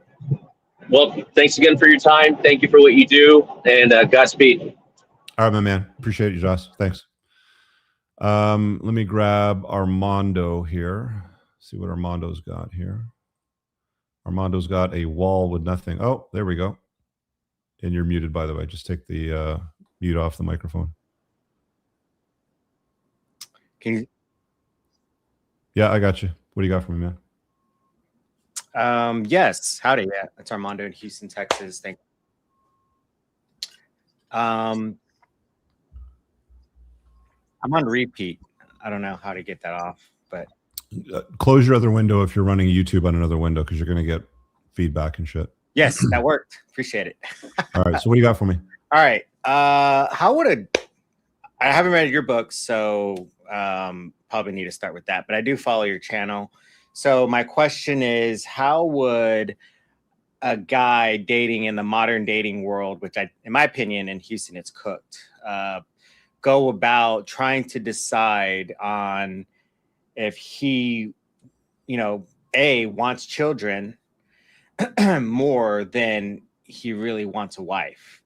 Because it's almost like backwards, right? You should get married first, and then, and then have children, and then continue to see episodes. It's like, it's really, I wouldn't say not worth it to get married, but the subject is, why would you even want to sign a piece of paper and all that? And my goal, I'm still not sure if I want children or not, and I think the people who have gotten married and then divorced, I think their gift is the child, right?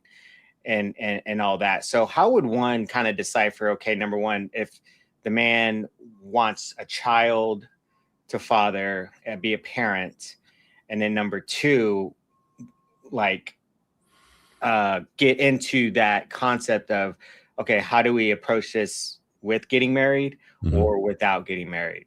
Is my question. I think I understand your question, but I'm going to ask you to rephrase it again. Like re-ask your question. I just want to hear it differently. So basically the main question is, how would a guy know if he wants a child or not? Because for men, like I'm a teacher. Like, I love to teach people things, and I'm 40 plus, and I see all, You got any nieces or nephews? Yeah, I have a bunch of nieces and nephews. You ever hang out with your nieces and nephews and say, this is cool shit, I think I'd like to have one of these? Not as much, but so don't worry about it then. Okay. You don't want to force yourself into it just because you see other people doing it. I think that, when you hang around like nieces and nephews and they're like your brothers or sisters' kids, and you're doing interesting shit with them, you get like, and here's the thing. You're never going to like somebody else's kids as much as you're going to like your own. Okay. Like your single moms with kids that you date, they want to introduce you to the kids and they want you to hang out and they want you to pay for shit and go to the birthdays and all that sort of stuff. And you try to play along, and you try to, do the right thing. And it's like, at the end of the day, most guys never really like those kids as much as they like their nieces and nephews. And you're never really going to like your nieces and nephews as much as you're going to like your own kids.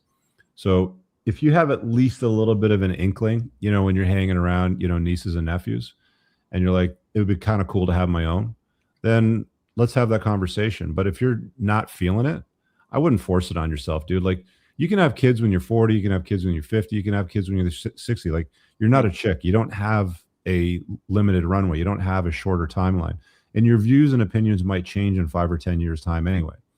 And at the end of the day, like, you might meet a chick or you're spinning plates and you're dating a bunch of them and they say, hey, Armando, what are we? Where's this going, sort of thing. And maybe you decide to commit to them and they're so fucking amazing. You get sick, you break a leg, they nurse you back to health. They're in your house and they're like, what can I do to be useful? You don't have any food in your fridge. When was the last time you've eaten, right? Like, you want a chick that says, have you eaten yet? I found these boxers at the store and I bought them for you. What can I do to be useful? And you're like, if you get a chick in your life like that and she's doing things and she's finding ways to embed in your life and you're thinking to yourself, wow, this is fucking nice. Maybe I want to make little people with her or something like that. Maybe then you'll get to the point, but I wouldn't try to force it on yourself, if you know what I'm saying. There's lots of guys out there that I know that find meaning in shit that they like, coaching a sports league, driving their sports cars and doing rallies and shit like that, dating a bunch of women and having fun with them, sort of thing. But like you pointed out, the dating market's mostly cooked, and women aren't mother material anymore for the most part. So it's like, unless she comes along and she's mother material, I wouldn't even look at it. Like, I wouldn't make the goal having kids, because then you're just chasing kids. And then any chick that like looks good enough to have kids, you're going to have kids with.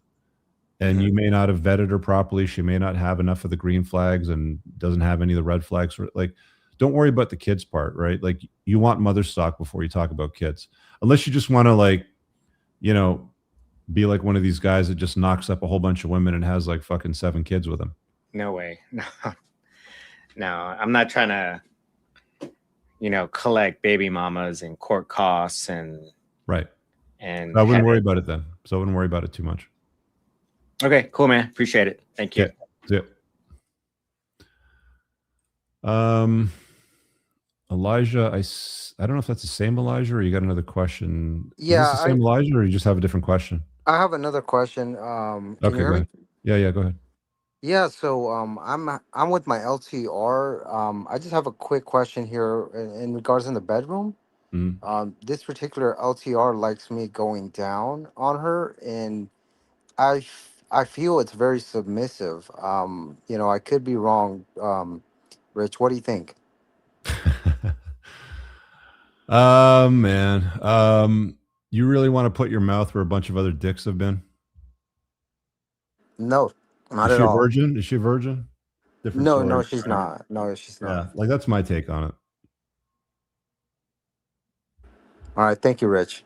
Okay, man. Sorry to burst your bubble. See ya. Stefanos. Hey, What's buddy, up? how you been, man? Tikanis, right? Καλά, εσύ μιλάς ελληνικά. Good. What's going on? Ωραία. So this isn't my question. This is a weird one. Okay. This guy in the comment section, he couldn't ask you himself. He says he doesn't have privacy, but Okay. I wrote it down on my notes. All right. So what was the question? So he says, what's a dude supposed to do who really wants to get married but knows how bad it is for men? And his reason is that he wants someone to love/marry but doesn't want to be alone forever.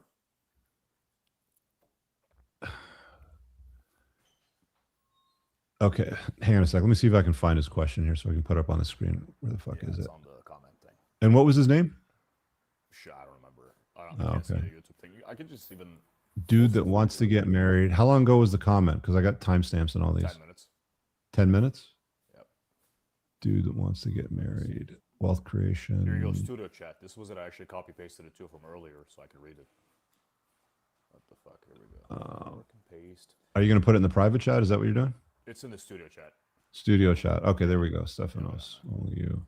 There we go. What is a dude supposed to do who really wants to get married, but knows how bad it is for men? That's my reason, and I want somebody to love, marry. I don't want to be alone forever. It's like, no. I mean, like, first of all, if you know marriage is bad for men, why do you really want to get married? It's like, I know that this wood chipper shreds up fucking trees, but I'm going to put my dick in it because I really want to put my dick in this wood chipper. Like, you know, it's a bad idea. So why would you do it? So that's the first thing. And I want someone to love, and I don't want to be alone forever. Just get a dog. Like this is the plugged in mind thinking here, right? This is what the plugged in man does, right? He'll say this shit. So thanks for dropping the question for me, Stephanos. I'm just going to pull you out. So we have the question up here already. It's very straightforward. Like, first of all, marriage is stupid, but you still want to do it. Like, why? You're stupid. That's really what it is. And it's like, I don't want to be alone. I want somebody to love. Then just get a dog, right? It's like, this is what gets most men destroyed in the divorce machine. It's like, I don't know, culture, religion, something is like embedded into their DNA, and they're drunk on the Kool-Aid of, I really want to get married. I don't want to be alone. I want to love somebody forever.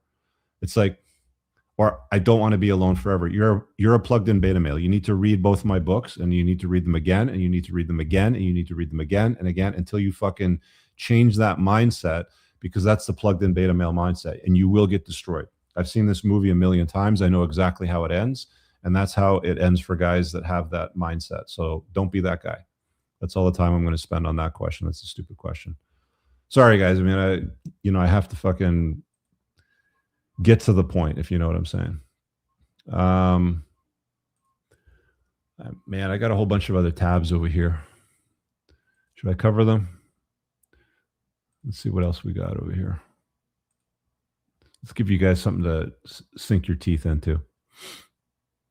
You know what? There was a tab here that I had from a psychiatrist. Okay.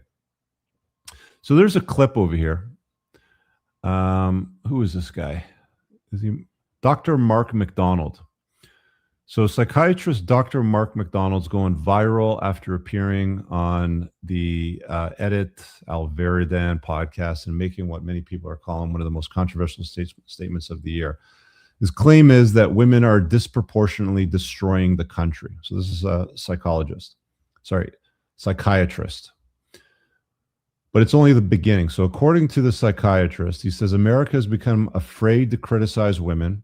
Society constantly calls out male flaws but ignores female ones. I'm glad somebody else is saying this instead of me for a change. Weak men are enabling the problem. Fathers are failing to step up.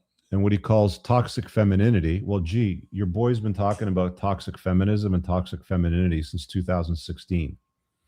I'm glad somebody else is saying it. And what he calls toxic femininity, he's ripped it off me, is driving some of the most destructive cultural trends in the country. So McDonald argues that many of America's biggest problems aren't political at all. They're symptoms of a deeper imbalance between masculine and feminine. The comments exploded, criticizing him. Where's some quotes here? This man just said what millions are thinking. This is one of the most controversial takes I've heard all year. It's amazing because I've been saying this shit for fucking over 10 years now. He's identifying the real problem nobody wants to discuss. Okay, so let's play this clip here and hear what this guy has to say, this psychologist. Share screen. Boom. All right, boom, baby. Let's just reframe this a little bit. All right. I believe that women are disproportionately, as a sex, disproportionately destroying this country. And I also believe that it is enabled by weak men. So I want to be very clear. I'm not attacking women. I'm attacking both sexes. But we attack men, and rightly so, all the time for excessive aggression, violence, sexual predation, as we should. But we never, ever criticize women for their errors, for their sex-specific flaws, which are largely uncontrolled, uncontained emotion, which explodes and leaks out into horribly destructive areas, such as the sexual mutilation and hormonal castration of young children, most of whom are girls, and most of which is led by women. Women therapists, women teachers, women surgeons, women clinical directors, women politicians, women legislators, even mothers in families are largely driving this, not men, not fathers. Of course, the fathers, they're just standing around letting it happen. So I'm not saying that they're guiltless or blameless, but I'm saying they're not stepping up. And we need strong, ethical men to stand up and to contain the excesses of what I would call toxic femininity. And we have lost that balance in our society. And if we don't get it back, we are gonna fall as a nation. We are already teetering. And we are very close to the precipice. So our problems today, we could say, oh, the political divide, a lot of politics. Politics is a symptom of an underlying problem. I believe that. I mean, what have I been saying for years, guys? I mean, I said it at the start of the show, basically, like the root of a lot of the problems that you're dealing with in the world today is because we're not saying no to women more. No, you can't do that. No, that's a bad idea, right? It's like, I've been saying this shit for years. Look, I'm glad other people are starting to rise up and, have the same sort of conversations. One of the earlier professionals in this space was Dr. Warren Farrell, and I've covered his content before. I've recommended it in prior podcasts. I probably made reference to it a few times in my book. The Myth of Male Power is a great book. Why Men Are the Way They Are is another great book that he wrote. And it's like, men are always held to account. Men are always accountable. They're held accountable. Women, not so much, not even close. It would be great if you could get women to be half as accountable as men, but it's very rare. That's just the reality of the world. So solving the problems that exist out there, a lot of people, well, how do you fix all this? And they say, we got to repeal the 19th and take away women's voting rights and all that sort of stuff. And it's like, well, how are you going to do that? Like, what's your plan for that? You can't, like, that's not a genie that you can put back in the bottle, right? That's just where we are today. And that's why, my position and my method really is again, like I said earlier, it's like I'm creating this map for you and I'm plotting the landmines on the map. And I'm just saying, just don't step on that. Don't go in that room. See that road over there? Don't pass through it. It's not safe, right? And I think that's all that we can do as guys today is navigate the world in accordance with what we're dealing with. And you set your boundaries, you create a purpose for yourself. You're on a grind. Again, I'm not saying don't deal with women. I'm not saying don't engage with women. I'm not saying don't have children with women. I'm not saying don't have relationships with women. I'm just saying do it, but do it in an educated way so that you don't fucking get hurt or destroyed or lose half your shit or, whatever the outcome can potentially be. It is what it is. It is what it is. Yeah, women are driven by emotion, not logic. That's just the way that it is. The most obvious example of that, and I'll close on this note. We'll wrap up the podcast on this note. The most obvious example of women's empathy being so problematic, and God Saad just put out another book, Suicidal Empathy. It's a good book. I recommended it last week. I've listened to the audiobook. It's nothing groundbreaking, if I can put it that way. It's nothing that's like, is going to surprise you if you follow my stuff for a while. But it's a good aggregate. It's a good consolidation of the kind of fuckery that's going on in the world. But the clearest example of women's empathy and how it destroys things, and this is a point I didn't hear him get to in this clip, but they did this study where they hooked up men and women to monitoring devices to figure out if the pleasure center or the empathy center lit up in our brains when we were watching something. So they had a one-way mirror and men and women were sitting there and we were wired up and we were watching what these people were doing, and they were playing video games. And the people playing the video games were wired to electronic devices, so they would get electrocuted if somebody pushed a button. And when they were playing the video game and they got electrocuted for no reason, they weren't cheating or anything like that, then the empathy centers in men and women lit up that were watching these people playing video games. They're playing a video game, they're minding their own business, GTA 4, they get electrocuted. The empathy centers will light up in men and women. When the people playing the video games cheated in the video games and they got electrocuted, the pleasure center lit up in men's minds. The empathy center still lit up in women's minds. Women are too empathetic. That's why women shouldn't be judges. That's why women shouldn't be police officers. You know, like, we have roles. There's pink jobs and there's blue jobs. And I think that if we resign ourselves to the correct job and what we're good at, you know, women are like, I don't want a daycare center being run by men. I want women running a daycare center. If I want to put my kid in a daycare center, I want women looking after children, right? I'd rather have female nurses than male nurses, if you know what I'm saying, right? But at the same time, when it comes to judging a piece of shit criminal, we know by a wide margin, a lot of the reasons why there's so many pieces of trash out on the street today is because female judges are letting them out. That's how that Ukrainian girl got stabbed in the neck last year, right? By that the Carlos Brown, or the fuck his name was, that piece of shit. 42 times or something like that. He was let off by female judges, right? Oh, let's give him another chance. It's only been 40 times. Let's give him another shot at, 41 or 42, until he goes and just randomly stabs a fucking cute girl in the neck because he's bored one day for whatever reason, right? So, I mean, to this guy's point about, what was the caption here up at the top? Women are destroying this country. Psychiatrist Dr. Mark McDonald, he's saying that, not me, so don't get mad at me. There you go. There you have it. Anyway, I'm going to wrap up on that note. I'll be back again next Monday with another show, another set of topics. Feel free to, shoot me a DM or an email with anything you come across you think you want me to cover. I'm happy to take call-ins, as I usually do.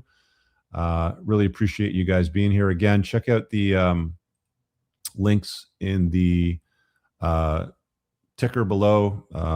You can get my red flag chapter and the green flag by opting in my email list at entrepreneursandcars.com/red-flags. My website is richcooper.ca. You'll find my supplements, coaching, my school community there. The school community is awesome, guys. It's fantastic. Get your ass in there if you're serious about leveling up and getting some work done on yourself and doing it with a bunch of other guys. And then there's also my free assessment, again, at test.theunpluggedalpha.com. Absolutely free. We put an incredible amount of time together to make sure that this was as accurate as possible. It's 7 pages with 10 questions per page.